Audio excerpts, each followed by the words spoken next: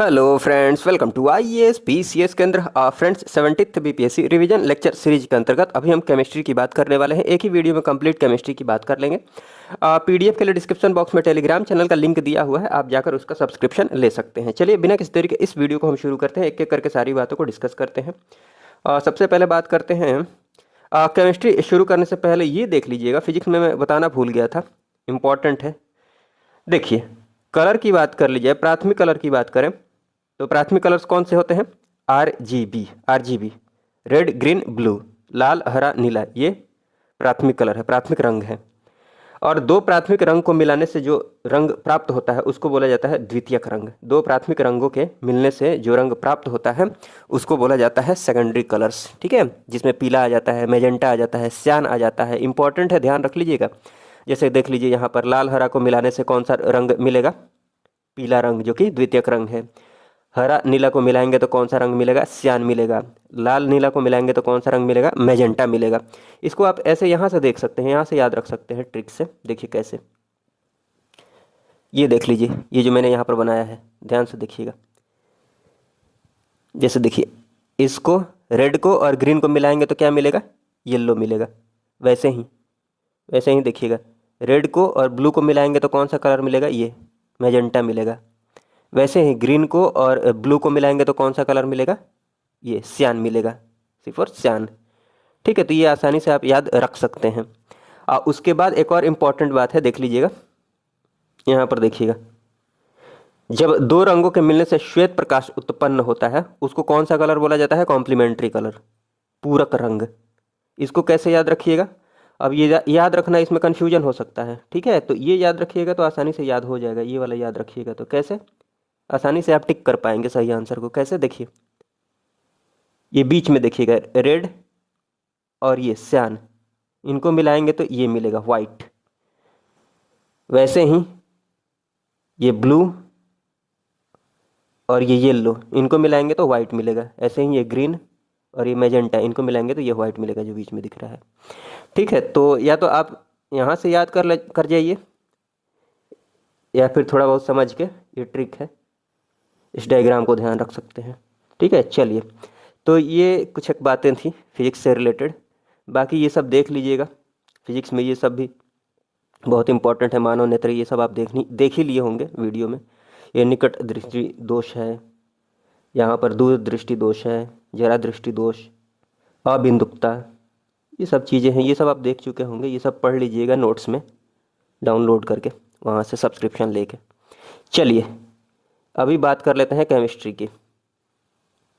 और ये video revision के पर्पस से बनाया गया है, तो मेरी कोशिश रहेगी कि मैं उतना ही एक्सप्लेन करूं जितना की ज़रूरत है, ताकि वीडियो की लेंथ ज़्यादा लंबी नहीं हो। ठीक है, तो सबसे पहले बात करते हैं परमाणु संरचना अर्थात एटॉमिक स्ट्रक्चर की। ठीक, एटॉमिक स्ट्रक्चर की बात की जाए तो देखिए, कोई भी एलिमेंट हो उसके एटम में एक नाभिक होता है अर्थात न्यूक्लियस। ठीक, और ये सब क्या होते हैं? कक्ष होते हैं अर्थात ऑर्बिट्स। ठीक, और ये वाला नाभिक हो गया। बात की जाए तो नाभिक में कौन कौन से पार्टिकल्स होते हैं? प्रोटॉन और न्यूट्रॉन कहाँ पाए जाते हैं? नाभिक में। ठीक है, और कक्ष में इलेक्ट्रॉन घूमते हैं। ठीक है ना, इलेक्ट्रॉन्स जो होते हैं वो कहाँ होते हैं? कक्ष में। ठीक है, आपको ये ध्यान में रखना है कि नाभिक में प्रोटॉन और न्यूट्रॉन होते हैं। ठीक, इसी वजह से इसका नाम क्या है? न्यूक्लियॉन भी बोला जाता है। ठीक, न्यूक्लियॉन कैसे आ गया? न्यूक्लियस, नाभिक का इंग्लिश में नाम क्या है? न्यूक्लियस है, तो न्यूक्लियस से न्यूक्ली आ गया, और प्रोटॉन न्यूट्रॉन ऑन लगा हुआ है तो न्यूक्ली ऑन। ठीक ना, न्यूक्लियॉन, ऐसे ध्यान में आप रख सकते हैं। ठीक, और ध्यान रखिएगा, नाभिक की जो खोज की थी वो किसने की थी? रदरफोर्ड ने। ठीक है, इसमें एक बात जान लीजिए, जब परमाणु संख्या की बात की जाएगी ना, ठीक है, कोई भी एटम है, ठीक, उसके नंबर की बात की जाएगी, परमाणु संख्या की बात की जाएगी किसी भी एलिमेंट के, तो ध्यान रखिएगा जो परमाणु संख्या होती है ना, वो प्रोटॉन की संख्या के बराबर होती है। ठीक, जनरली इसको जेड से रिप्रेजेंट करते हैं, तो जो परमाणु संख्या है ना वो प्रोटॉन की संख्या के बराबर होती है। ठीक, इसका मतलब ये हुआ, जैसे आप जानते होंगे कि कार्बन जैसे है, ठीक ना, कार्बन का एटॉमिक नंबर कितना होता है? 6 होता है ना, तो इसका मतलब ये हुआ, इसका एटॉमिक नंबर 6 है, इसका मतलब इसमें प्रोटॉन की संख्या कितनी होगी? 6 होगी। ठीक, चलिए, ऐसे ही द्रव्यमान संख्या की बात की जाए तो ध्यान दीजिएगा, एक क्वेश्चन पूछा हुआ है। ठीक, परमाणु संख्या जो होती है ना वो प्रोटॉनों की संख्या के बराबर होती है, ये ध्यान रखिएगा आप। द्रव्यमान संख्या की बात की जाए तो ये जो होता है, द्रव्यमान संख्या को जनरली ए से रिप्रेजेंट करते हैं। ये प्रोटॉनों की संख्या प्लस न्यूट्रॉनों की संख्या के बराबर होती है। कौन सी संख्या? द्रव्यमान संख्या। Proton plus neutron, P plus N, A is equal to P plus N, ठीक है ना, ध्यान रखिएगा। मैं कुछ एक बातें आपको बता देता हूँ, इसकी बात अभी करेंगे हम फिर से, लेकिन उसके पहले ये देख लीजिए, थोड़ा सा इलेक्ट्रॉन प्रोटॉन के बारे में जान लेते हैं। देखिए, इलेक्ट्रॉन की बात की जाए तो इलेक्ट्रॉन, प्रोटॉन और न्यूट्रॉन, ठीक है, ये इसके प्रमुख पार्टिकल्स हैं किसी भी एटम के, ठीक। इलेक्ट्रॉन की जो खोज की थी वो किसने की थी? जे, ठीक, ध्यान रखिएगा, इंपॉर्टेंट है। प्रोटॉन की खोज की थी रदरफोर्ड ने, ठीक। देखिए, ये नाभिक जो होता है, न्यूक्लियस जो होता है, ये पॉजिटिवली चार्ज होता है, मतलब धन आवेशित होता है। किसकी वजह से? प्रोटॉन की ही वजह से, ठीक। तो उसी से इसको भी ध्यान में रखिएगा, प्रोटॉन पर भी जो चार्ज होता है पॉजिटिव चार्ज होता है, ये भी धन आवेशित होता है, ठीक ना। तो प्रोटॉन की भी खोज किसने की थी? रदरफोर्ड ने। और न्यूक्लियस की भी खोज पूछे तो क्या बताएंगे आप? रदरफोर्ड, ठीक है। और हाँ, ऑप्शन में अगर गोल्डस्टीन दिया हुआ है प्रोटॉन की खोज वाले प्रश्न में, गोल्डस्टीन, तो गोल्डस्टीन को टिक मारिएगा, क्योंकि प्रोटॉन को देखा पहले गोल्डस्टीन ने था, लेकिन नाम किसने रखा था? रदरफोर्ड ने रखा था। प्रॉपर ढंग से अगर किसी ने पता लगाया था कि एटम के अंदर नाभिक होता है, नाभिक पॉजिटिवली चार्ज होता है, धनावेशित होता है, ये किसने पता लगाया था? रदरफोर्ड ने पता लगाया था। आपने पढ़ा होगा, एल्यूमिनियम बोल रहा हूँ, गोल्ड फॉयल की हेल्प से, सोने की पन्नी की हेल्प से पता लगाया था। तो ये ध्यान रखिएगा, अगर प्रोटॉन की खोज वाले प्रश्न में ऑप्शन में दिया हुआ है गोल्डस्टीन, तो गोल्डस्टीन को टिक मारिएगा। हाँ, नाम प्रोटॉन का प्रोटॉन किसने रखा था? रदरफोर्ड ने रखा था। और नाभिक की खोज किसने की थी? रदरफोर्ड ने की थी। तो नाभिक की खोज ध्यान रखिएगा किसने की थी? रदरफोर्ड ने की थी। न्यूट्रॉन की बात की जाए तो जे चैडविक, ठीक, चैडविक याद रखिएगा, ठीक है। हाँ, ये थोड़ा सा देख लीजिए, इस पर जो आवेश होता है इलेक्ट्रॉन पर वो नेगेटिव में होता है 1.6 10 टू द पावर -19 कूलम, और यही charge same to same proton पर होता है 1.6 10 टू द पावर -19 कूलम, लेकिन ये प्लस में होता है, ठीक। न्यूट्रॉन पर कोई चार्ज नहीं होता है, ठीक। इसके नेचर की बात कीजिए तो मैं बता ही चुका हूँ, इलेक्ट्रॉन जो होता है वो नेगेटिवली चार्ज पार्टिकल है, मतलब ऋणावेशित होता है ये। प्रोटॉन की बात की जाए तो ये धनावेशित है, ठीक, जबकि न्यूट्रॉन की बात की जाए तो ये उदासीन है, ठीक, कोई चार्ज नहीं, ठीक। देखिए, ऊपर ये सिंबल है। देखिए, एक्चुअल मास की बात की जाए, जो इलेक्ट्रॉन है, प्रोटॉन है, इलेक्ट्रॉन का जो एक्चुअल मास होता है वो 9.1 10 टू द पावर -31 kg होता है, ठीक। आपको मन करे, अगर याद है तो अच्छी बात है, मन करे तो ध्यान रख सकते हैं, नहीं तो उतना इंपॉर्टेंट नहीं है। प्रोटॉन की बात की जाए तो इसका actual mass 1.672 10 to the power -27 kg होता है। वैसे ही प्रोटॉन का होता है 1.67, यहाँ 2 है तो यहाँ 4 हो जाएगा, 10 टू द पावर -27 kg होता है, ठीक। उतना जरूरी नहीं था इसलिए मैंने लिखा नहीं है, लेकिन ये जो मास दिया रहता है ना, ये 0 1 1, तो ये रिलेटिव मास है, ठीक। हाइड्रोजन के सापेक्ष निकाला जाता है, सापेक्ष द्रव्यमान है, ठीक। सिंबल में जो ये मास दिया हुआ है, तो आप उतना ध्यान ना देंगे तब भी चलेगा, बस ध्यान दीजिए कि ये इलेक्ट्रॉन है, इलेक्ट्रॉन पर जो ऊपर दिया हुआ है ये मास है, और ये जो मास है ना वो रिलेटिव मास है, सापेक्ष मास है, ठीक। और ये वाला चार्ज है, प्रोटॉन है, इसका मास कितना है? 1 है। चार्ज कितना है? 1 + 1। और न्यूट्रॉन की बात की जाए तो इसका मास कितना है? 1, लेकिन चार्ज कितना है? 0, कोई चार्ज नहीं है इस पर, ठीक। तो चलिए, सिंबल बस ध्यान में रख सकते हैं। हाँ, ये इंपॉर्टेंट बातें हैं, ये जरूरी है, इसकी बात करते हैं। समस्थानिक, समभारिक, सम न्यूट्रॉनिक, ठीक है, समझाता हूँ मैं। देखिए, काफ़ी इजीली आप इसको ध्यान रख पाएंगे। देखिए, जो मॉडर्न आवर्त सारणी है ना, जो आधुनिक आवर्त सारणी है, जो नया वाला है, उसमें जो भी एलिमेंट्स सजाए गए हैं पीरियोडिक टेबल में, आवर्त सारणी में, उनको परमाणु संख्या के आधार पर सजाया गया है, परमाणु संख्या के आधार पर, ठीक है ना, परमाणु संख्या के आधार पर, एटॉमिक नंबर के आधार पर, बस ये ध्यान में रखिएगा, उसका इसमें यूज करेंगे। समस्थानिक का मतलब क्या हुआ? सम माने समान, स्थानिक मतलब स्थान, समान स्थान हो, मतलब समान स्थान कब होगा? जब परमाणु संख्या समान हो जाए, क्योंकि वो परमाणु क्रमांक के अनुसार ही सजाया गया है उसमें। अब मान लीजिए 2 एलिमेंट है, दोनों का परमाणु संख्या समान हो जाए तो एक ही जगह पर आ जाएंगे ना, तो ऐसे समझ लीजिए समस्थानिक, ठीक है, समान स्थान हो जाएगा उनका, अर्थात एटॉमिक नंबर उनका क्या है? समान है, ऐसे ध्यान रखिए। समस्थानिक मतलब समान परमाणु संख्या वाले, ठीक। उनका जो द्रव्यमान होगा, भार होगा, वो अलग होगा। मैं बता देता हूँ, कोई भी एलिमेंट है ना उसको ऐसे रिप्रेजेंट करते हैं। मान लीजिए कोई ये एलिमेंट है, ठीक, तो जो द्रव्यमान संख्या है वो ऊपर लिखते हैं, ठीक, और जो एटॉमिक नंबर है वो नीचे लिखते हैं, ठीक।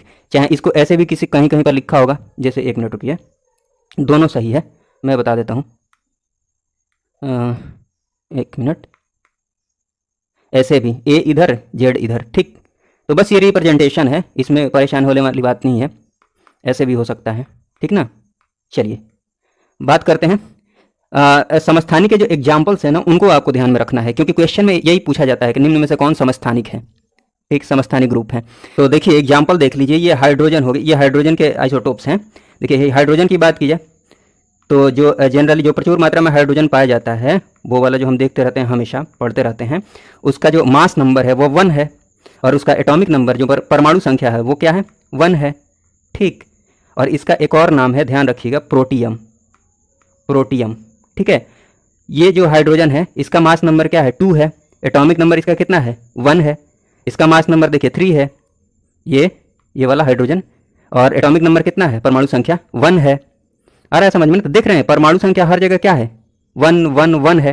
ठीक, लेकिन द्रव्यमान संख्या चेंज हो रही है। इसको बोला जा सकता है कि ये तीनों के तीनों क्या हैं, आइसोटोप्स हैं, समस्थानिक हैं, आइसोटोप्स हैं। ठीक, हाँ, इनका नाम जरूर ध्यान में रखिएगा, ये एग्जाम में पूछा जाता है। ये जो है ना प्रोटियम है, ये जो है ड्यूटेरियम है, और ये ट्राइटियम है, ट्राइटियम है। ठीक है, एक और एग्जाम्पल देख लीजिए, ये देखिए ऑक्सीजन है। हाँ, जो प्रचुर मात्रा में पाया जाता है नेचर में वो 16 8 वाला पाया जाता है, जो हम पढ़ते रहते हैं। 16 8 मतलब मास नंबर 16 है, और एटॉमिक नंबर कितना है, 8 है। देखिए जो फेमस जो चर्चित एटॉमिक नंबर्स हैं उनको थोड़ा आप ध्यान में रख सकते हैं। चर्चित कहने का मतलब जैसे हाइड्रोजन हो गया, इसका एटॉमिक नंबर कितना होता है, 1। जैसे कार्बन हो गया, इसका एटॉमिक नंबर 6। इसको ट्रिक से ऐसे ध्यान में रख लीजिए, जैसे ये सी है ना, सी, तो इसको ऐसे मिला दीजिए, ये 6 हो गया, ध्यान में रख सकते हैं आप।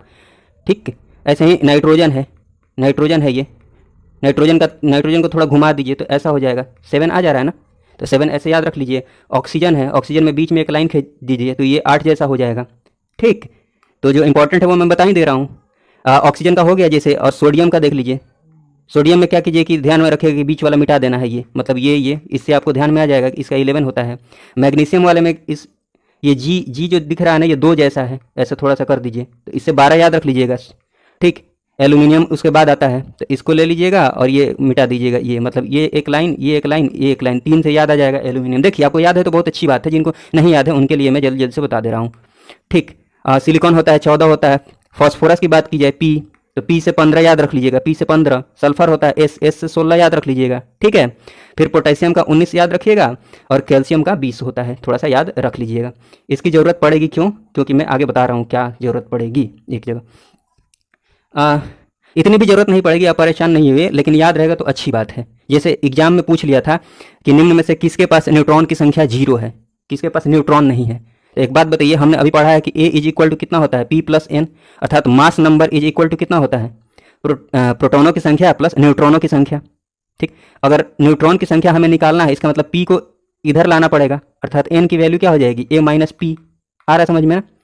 तो मेरे कहने का मतलब ये है कि मान लीजिए यहाँ पर ये दिया हुआ है, यही ऑक्सीजन, ये वाला ऑक्सीजन दिया हुआ है, ठीक, 16 8 है। इसमें न्यूट्रॉन की संख्या आपको पता करनी हो तो कैसे न्यूट्रॉन की संख्या पता करेंगे, ये मास नंबर है, मास नंबर में से इसको माइनस कीजिएगा। देखिए भाई A is equal to P plus N होता है ना, तो ये मास नंबर 16 है। ठीक, और P कितना है, P अर्थात प्रोटॉनों की संख्या, ये 8 है। एटॉमिक नंबर जो होता है वो प्रोटॉनों की संख्या के बराबर तो होता है, और ये N है। कहने का मतलब ये है कि ये वाला 8 है ना, इधर आएगा तो माइनस हो जाएगा, 16 में से 8 गया, कितना हो जाएगा, 8, मतलब न्यूट्रॉन की संख्या 8 हो गई। ऐसे ही इसमें न्यूट्रॉन की संख्या निकालनी हो तो 17 में से 8 गया, 9 हो गया। इसमें से 18 में से 8 घटाइए तो इसमें न्यूट्रॉन की संख्या कितना हो गया, 10 हो गया। आ रहा समझ में ना? तो मान लीजिए ऑप्शन में दिया हुआ था क्वेश्चन में, अगर एटॉमिक नंबर मास नंबर आपको बेसिक मोटा मोटी पता है तो उसमें ऑप्शन में हाइड्रोजन दिया हुआ था। एकमात्र हाइड्रोजन ही है जिसके पास न्यूट्रॉन की संख्या 0 हो जाएगी। कैसे? क्योंकि इसका मास नंबर 1 होता है और एटॉमिक नंबर भी 1 होता है। ठीक, अगर कुछ नहीं बोला जाता है तो हम हाइड्रोजन को ही लेंगे जो प्रचुर मात्रा में पाया जाता है, ये वाला प्रोटियम वाले हाइड्रोजन को लेंगे। ठीक है ना? हाँ, तो यहाँ इसमें से इसको घटाएंगे तो 0 नहीं आ जाएगा प्रोटॉन की संख्या। तो ये भी पीएससी में क्वेश्चन पूछा हुआ था। ठीक, इसलिए मैंने थोड़ा एक्सप्लेन कर दिया। हाँ, मोटा मोटी जो फेमस एलिमेंट्स हैं उनके एटॉमिक नंबर और मास नंबर ध्यान में रखेंगे। मास नंबर के लिए क्या कीजिए, जनरली जो इवन नंबर में नंबर है ना, एटॉमिक नंबर, जैसे कार्बन का एटॉमिक नंबर कितना है, 6 है। ठीक, तो जो इवन में है मतलब सम संख्या में, उसको खाली डबल कर दीजिए तो मास नंबर मिल जाएगा, 6 दूनी 12। ठीक, वैसे ही ऑक्सीजन का है तो इसका एटॉमिक नंबर 8 है तो 8 दूनी 16 मास नंबर हो गया। ठीक, ऐसे ही सिलिकॉन का 14 होता है तो 14 दूनी 28। ठीक, हाँ, जो ऑड नंबर में है ना, ऑड जैसे कि मान लीजिए एल्यूमिनियम हो गया, एल्यूमिनियम का एटॉमिक नंबर 13 होता है तो ऑड वाले में क्या करना है, डबल करके 1 ऐड कर दीजिए, मतलब 13 दूनी 26 आए 27। ठीक, समझ में आ रहा होगा। ऑड वाले में ये काम कीजिएगा। हाँ, एक एक्सेप्शन खाली ध्यान में रख लीजिएगा कि नाइट्रोजन में वो नहीं होगा। नाइट्रोजन का एटॉमिक नंबर 7 होता है, जो कि विषम संख्या ही है, ऑड ही है, लेकिन इसको खाली डबल ही करना होता है, अर्थात 14 ही आएगा। देखिए ये ट्रिक है, अगर आपको याद है तो बहुत अच्छी बात है, नहीं याद है जिनको जानना है उनके लिए मैंने बता दिया, ठीक। ज़्यादा परेशान होने की जरूरत नहीं है, इसमें जो चीज़ें हैं उनको आप फोकस कीजिए, मैंने बस बीच में इसको बता दिया, जिसको जानने की जरूरत है उसके लिए, ठीक। संभारिक की बात कीजिए, देखिए ये वाला भी देख लीजिए, ये भी आइसोटोप्स हैं। क्यों आइसोटोप्स हैं, समस्थानिक क्यों है, क्योंकि देखिए एटॉमिक नंबर ये नीचे लिखा हुआ है ना, 8 8 8 एटॉमिक नंबर सेम है, इसीलिए ये सब आइसोटोप्स हैं, ठीक। क्वेश्चन में 4 ऑप्शन दे देगा, बोलेगा कौन से आइसोटोप्स हैं, अगर ये ऑप्शन दिखता है तो टिक मार दीजिए, ठीक। अब ई ऑप्शन वाला क्वेश्चन पूछा जाता है बीपीएससी में, तो हो सकता है ये भी दे दे, ये भी दे दे, तो ई ऑप्शन हो जाएगा, ठीक, इसलिए ध्यान रखिएगा। समभारिक की बात की जाए, अर्थात सम माने समान, भार मतलब भार, समान भार हो, ठीक। तो समान भार अर्थात मास नंबर देखना है यहाँ पर, तो देख लीजिए कहाँ कहाँ मास नंबर समान है। देखिए ऊपर वाला ही तो मास नंबर होता है, देखिए 40 40 40, तो इनको क्या बोलेंगे हम, आइसोबार्स बोलेंगे, ठीक। एटॉमिक नंबर देख लीजिए इनका अलग अलग है, 18 19 20 है। सम न्यूट्रॉनिक की बात कीजिए, तो बताइए इसमें न्यूट्रॉन की संख्या चेक करनी है, तो न्यूट्रॉन कैसे पता कीजिएगा, अभी मैंने बताया है, मास नंबर में से अर्थात 39 में से 19 घटाइएगा तो कितना आएगा, 20 आएगा। यहाँ ऊपर 40 है, 40 में से 20 घटाइएगा तो कितना आएगा, 20 आएगा।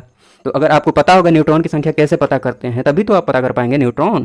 तो कितना हो गया, 20 20, मतलब देख रहे हैं दोनों में न्यूट्रॉन की संख्या समान है, सम न्यूट्रॉनिक बोला है, अर्थात समान न्यूट्रॉनों की संख्या, समान न्यूट्रॉन संख्या, ठीक। लेकिन विशेष रूप से आप परेशान नहीं होइए, आपको ये ध्यान में रखना है, एक ऊपर वो समस्थानिक और समभारिक, उसके बाद इसको ध्यान दीजिएगा, मन करे तो इसको ध्यान दे सकते हैं, समान इलेक्ट्रॉन की संख्या। इलेक्ट्रॉन की संख्या जब समान हो जाए, तो इलेक्ट्रॉन की संख्या समान कब होगी, जब कोई भी एलिमेंट है उसमें से इलेक्ट्रॉन बाहर जाएगा या फिर अंदर आएगा। आपको पता होगा कि इलेक्ट्रॉन पर नेगेटिव चार्ज होता है, ठीक। तो अगर मान लीजिए सोडियम है, सोडियम में अगर ये न्यूट्रल है, उदासीन है, ठीक, इसका एटॉमिक नंबर कितना होता है, 11, मतलब इसमें प्रोटॉन की संख्या कितनी होगी, 11। तो इतनी ही इलेक्ट्रॉन की भी संख्या होगी, जितनी प्रोटॉन की संख्या होती है ना उतनी ही इलेक्ट्रॉन की संख्या होती है उदासीन एलिमेंट में, न्यूट्रल एलिमेंट में, ठीक। न्यूट्रल मतलब कोई भी चार्ज नहीं है। मान लीजिए एक इलेक्ट्रॉन निकल गया, अर्थात नेगेटिव निकल गया, नेगेटिव चार्ज निकल गया, तो इसका मतलब यही ना हुआ कि एक पॉजिटिव चार्ज बढ़ जाएगा। समझ में आ रहा होगा, कहने का मतलब इलेक्ट्रॉन बाहर निकलता है तो पॉजिटिव चार्ज आता है, और इलेक्ट्रॉन अंदर, जैसे कि ऑक्सीजन है, इसमें 2 इलेक्ट्रॉन आ जाए तो 2 माइनस हो जाएगा, ठीक। इतना ध्यान में रखिएगा। ये कैसे होता है ये मैं एक्सप्लेन कर सकता था, बट टाइम की वजह से मैं थोड़ा एक्सप्लेन नहीं कर रहा हूँ। जिनको पता है उनको ठीक है, नहीं तो जिनको नहीं पता है थोड़ा सा इससे बेसिक आइडिया लगा लीजिएगा। हाँ, सम इलेक्ट्रॉनिक बोला है, मतलब समान इलेक्ट्रॉन की संख्या। तो देख लीजिए सोडियम में प्रोटॉन की संख्या, मतलब सोडियम की बात की जाए तो इसमें प्रोटॉन की संख्या अर्थात एटॉमिक नंबर कितना होता है, 11। तो 11 के बराबर ही इसमें इलेक्ट्रॉन होंगे, प्रोटॉन की संख्या के बराबर ही, लेकिन प्लस चार्ज दिख रहा है, इसका मतलब 1 इलेक्ट्रॉन निकला होगा, इसका मतलब 10 इलेक्ट्रॉन यहाँ पर है। मैग्नीशियम की बात की जाए तो इसका एटॉमिक नंबर 12 होता है, 12 होता है ना, तो 12 होता है, अर्थात जब न्यूट्रल होगा, इस पर कोई चार्ज नहीं होगा, तो इलेक्ट्रॉन की संख्या 12 ही होगी, प्रोटॉन की संख्या के बराबर ही होती है। अब 2 प्लस दिख रहा है, मतलब 2 इलेक्ट्रॉन निकल गया होगा, इसका मतलब कितना यहाँ पर इलेक्ट्रॉन बच गया है, 10 बच गया है। वैसे ही ये फ्लोरीन होता है, 9 होता है इसका एटॉमिक नंबर, ठीक, मतलब 9 इलेक्ट्रॉन है अगर कोई चार्ज नहीं है। तो माइनस आया है, मतलब 1 इलेक्ट्रॉन आया होगा, तो 9 + 1 कितना हो गया, 10 हो गया। ऑक्सीजन की बात की जाए तो ऑक्सीजन पर 8 इलेक्ट्रॉन होता है, 8 इलेक्ट्रॉन न्यूट्रल के केस में, अगर कोई चार्ज नहीं हो तो, क्योंकि एटॉमिक नंबर उसका 8 है। न्यूट्रल में एटॉमिक नंबर जो होता है ना प्रोटॉन की संख्या के बराबर होता है, और प्रोटॉन की संख्या और इलेक्ट्रॉन की संख्या बराबर होता है, किसमें, न्यूट्रल में, उदासीन में, कोई चार्ज नहीं है तब, ये भी ध्यान रख सकते हैं। हाँ, तो ये ऑक्सीजन पर 2 इलेक्ट्रॉन आ गया है, पहले से 8 था ही, तो 8 2 10 हो गया, तो सबके पास इलेक्ट्रॉन की संख्या बराबर है। तो ये आपकी मर्जी, ध्यान रखना है तो रख सकते हैं, नहीं तो कोई बात नहीं। अब ज़्यादा टाइम नहीं लगेगा वीडियो में, चलिए ये इधर मैंने लिखा है, जैसे हाइड्रोजन है, हीलियम है, carbon, nitrogen, oxygen, sodium, magnesium, aluminium, silicon, phosphorus, sulphur, potassium, calcium, इसके परमाणु संख्या को 1 2 6 ट्रिक से बता दिया, इसको ऐसे मिला दीजिए, ठीक ना। ट्रिक से मैंने सबको बोल दिया है, आप देखते रहिएगा, बस टाइम हो तो देखिएगा, नहीं तो इतना जरूरी नहीं है। द्रव्यमान संख्या में क्या करना, हाइड्रोजन का पता ही है, 1 1 होता है, ठीक। हीलियम वाले केस में 2 दूनी 4 हो गया, ये वाला कार्बन वाले केस में 6 है तो 6 दूनी 12 हो गया, 7 दूनी 14 हो गया, 8 दूनी 16 हो गया। हाँ, ये ऑड संख्या विषम है तो 11 दूनी 22 23 हो गया, ठीक ना। तो ऐसे देख लीजिएगा आप। रेडियो एक्टिविटी की बात की जाए तो जैसे रेडियो एक्टिव एलिमेंट्स थोरियम है, यूरेनियम है, तो इसके जो नाभिक होते हैं ना वो अनस्टेबल होते हैं, जिसकी वजह से उनके नाभिक टूटते रहते हैं, जहाँ से जो रे निकलती है, किरणें निकलती हैं, उनके बारे में जानना है। देखिए यहाँ पर मैंने लिखा है, पढ़ सकते हैं, यूरेनियम, थोरियम एवं रेडियम आदि से रेडियो एक्टिव तत्व द्वारा स्वतः भेदी किरणें उत्सर्जित करना, ठीक, ये रेडियो एक्टिविटी कहलाता है, ठीक। खैर जो जरूरी चीज़ें हैं उसको मैंने हाईलाइट कर दिया है। देखिए रेडियो एक्टिविटी की सबसे पहले खोज किसने की थी, तो सबसे पहले खोज की थी बैकुरेल ने, इंपॉर्टेंट है, ध्यान रखिएगा। और किस में खोज की थी, यूरेनियम में। रेडियो एक्टिविटी की खोज यूरेनियम में की थी सर्वप्रथम, किसने, बैकुरेल ने, ठीक है ना। मैडम क्यूरी ने भी रेडियो एक्टिविटी की खोज की, पता लगाया किसमें, थोरियम में। लेकिन सर्वप्रथम की बात की जाए तो वो कौन होगा, बैकुरल, बैकुरल, ठीक है ना। हाँ, थोरियम की बात करें तो मैडम क्यूरी। हाँ, ये वाला ध्यान रखिएगा, जो अल्फ़ा बीटा रे अल्फ़ा बीटा गामा रे निकलते हैं, किरणें निकलती हैं, ठीक, इनकी जो भेदन क्षमता है, पेनेट्रेटिंग पावर है, सबसे ज़्यादा पेनेट्रेटिंग पावर मतलब भेद कर निकल जाना, छेद कर निकल जाना, ठीक, सबसे ज़्यादा किसकी है, तो वो क्या है, सबसे ज़्यादा गामा की है, उसके बाद बीटा की है, अल्फ़ा की है, मैंने उसके बाद अल्फ़ा की है, मतलब अल्फ़ा की कम है किससे, बीटा से, और उससे कम है गामा की। सबसे ज़्यादा पेनेट्रेटिंग पावर, भेदन क्षमता किसकी है, गामा की, ध्यान रखिएगा, ठीक है। और कुछ एलिमेंट्स जैसे कि अल्फ़ा बीटा गामा की बात की जाए तो देखिए इसका सिंबल क्या होता है, अल्फ़ा, और ये हीलियम जो है ना, अल्फ़ा पार्टिकल की बात की जाए ये तो हीलियम जैसा ही होता है, तो ये क्वेश्चन पूछा जाता है, इसलिए आप इसको ध्यान रखिएगा, ये भले ध्यान में रहे या ना रहे, क्योंकि हीलियम पर भी देख लीजिए यहाँ 4 मास नंबर है और ये एटॉमिक नंबर के बराबर यहाँ पर चार्ज है, ठीक ना, जैसे हीलियम में है, यहाँ 4 है, 2 है, 4 है, 2 है, ठीक। रेडियो एक्टिविटी का जो मापक है, गाइगर काउंटर। रासायनिक एवं भौतिक परिवर्तन की बात कर लेते हैं। देखिए, भौतिक परिवर्तन की बात की जाए, फिजिकल चेंज की, तो इसमें कोई भी नया पदार्थ नहीं बनता है, अर्थात ये अस्थायी परिवर्तन होता है। कहने का मतलब कि एक पदार्थ से माने एक स्टेट से दूसरे स्टेट में चेंज हुआ है, फिर उसी स्टेट में आ सकता है, उसी अवस्था में वापस लाया जा सकता है, अस्थायी होता है, मतलब ये रिवर्सिबल होता है, ठीक, उल्टा उसी अवस्था में लाया जा सकता है, रिवर्सिबल या फिर प्रतिवर्ती, ठीक, परिवर्तनीय है, या फिर इसी को उत्क्रमण भी बोलते हैं, उत्क्रमण संभव है इसमें, ठीक, रिवर्सिबल होता है। एग्जाम्पल ध्यान रखना है आपको, ये सब बातें ध्यान रहे या ना रहे, लेकिन हाँ मोटा मोटी ध्यान रखिएगा, कोई नया पदार्थ नहीं बनता है, उसको वापस उस पदार्थ में, उस अवस्था में लाया जा सकता है। अवस्था कहने का मतलब ये है कि जैसे बर्फ़ पिघल कर मान लीजिए पानी हो गया, बर्फ़ पिघला और पानी में बदल गया, ठीक, तो पानी का इस टेम्परेचर कम करके इसको बर्फ़ बनाया जा सकता है ना, मतलब बर्फ़ में वापस आया जा सकता है, ठीक। तो बर्फ़ का पिघलना जो है ना, ये भौतिक परिवर्तन है, ठीक, क्योंकि वापस बर्फ़ बन सकता है पानी से। हाँ, पानी में चीनी का घुलना, ये भी भौतिक परिवर्तन है, क्योंकि वाष्पीकरण की प्रक्रिया से चीनी और पानी को अलग किया जा सकता है। जलवाष्प का बनना, ठीक है ना, जलवाष्प का बनना, क्योंकि जलवाष्प जब ठंडा होगा तो फिर वो पानी ही बन जाएगा, ठीक ना, तो ये भी क्या है, भौतिक परिवर्तन है। ये जितने भी एग्जाम्पल्स लिखे हैं इंपॉर्टेंट है, पूछे हुए हैं, निम्न में से कौन भौतिक परिवर्तन है या रासायनिक परिवर्तन है, ठीक। रासायनिक परिवर्तन की बात की जाए तो इसमें नया पदार्थ बनता है और ये स्थायी होता है, मतलब इरिवर्सिबल होता है, अपरिवर्तनीय, वापस उसी अवस्था में नहीं लाया जा सकता है। जैसे कागज़ को जला दिया, फिर वो जला हुआ है, उससे कागज़ नहीं बनाया जा सकता, ठीक। जैसे लोहे में जंग लगना, ये भी रासायनिक परिवर्तन है। दूध से दही का जमना, दूध से दही बन गया, ठीक। भोजन का पकना, ठीक, ये सब रासायनिक परिवर्तन है, ध्यान रखिएगा, इंपॉर्टेंट बातें हैं। हाँ, एक और बात ध्यान रख लीजिएगा, हालांकि आपने बायो वाला वीडियो देखा होगा तो आपको समझ में आ ही गया होगा, लेकिन फिर भी मैं बताने की कोशिश करता हूँ एक बार और। श्वसन की अगर बात करें, श्वसन की बात करें तो देखिए, मैं श्वसन की बात कर रहा हूँ, सांस लेने की बात नहीं कर रहा। सांस लेने में तो क्या होता है कि हवा को बस नाक के माध्यम से हम अंदर खींच लेते हैं, जिसमें बहुत सारी गैसेज होती हैं, जिसमें जो ऑक्सीजन होता है वो ऑक्सीजन हमारी बॉडी के अंदर पहुंचता है, कहाँ पर, सेल के पास। सेल में जो ग्लूकोज होता है उसका पाचन होता है, तो ये जो पाचन हो रहा है ये श्वसन है, आंतरिक जो श्वसन हो रहा है ये श्वसन है, ठीक है। तो ये कौन सा परिवर्तन हो गया, ये हो गया रासायनिक परिवर्तन, याद रखिएगा, श्वसन जो है ये रासायनिक परिवर्तन है। वैसे ही मोमबत्ती का जलना अगर बात की जाए तो ये कैसा परिवर्तन है, मोमबत्ती का जो जलना है ना, ये रासायनिक और भौतिक दोनों तरह का परिवर्तन है। जो मोम पिघल रहा है वो क्या है, भौतिक परिवर्तन है, और जो जल रहा है, मोमबत्ती जो जल रही है, वो जलना क्या है, वो रासायनिक परिवर्तन है, और पिघलना क्या है, भौतिक परिवर्तन है। तो मोमबत्ती का जलना अगर क्वेश्चन में पूछा जाता है तो भौतिक एवं रासायनिक दोनों तरह का परिवर्तन है, ये बात ध्यान रखिएगा। चलिए, उसके बाद बात कर लेते हैं कुछ धातुएं और उनके जो भी महत्वपूर्ण अयस्क हैं उनकी बात करते हैं। देखिए, अयस्क की बात कर ली जाए ना, तो कोई भी, आपको एग्जाम्पल से समझाने की कोशिश करता हूँ, कोई भी एलिमेंट है, मान लीजिए कि लोहा ही है, Fe है, तो Fe जो है ना, ये प्रकृति में, नेचर में स्वतंत्र अवस्था में नहीं पाया जाता है। लोहा की बात कर ली जाए तो नेचर में ये स्वतंत्र अवस्था में नहीं पाया जाता है, मतलब ऐसा नहीं है कि खनन करके हम डायरेक्ट लोहा ही निकाल लेंगे, ऐसा नहीं होता है।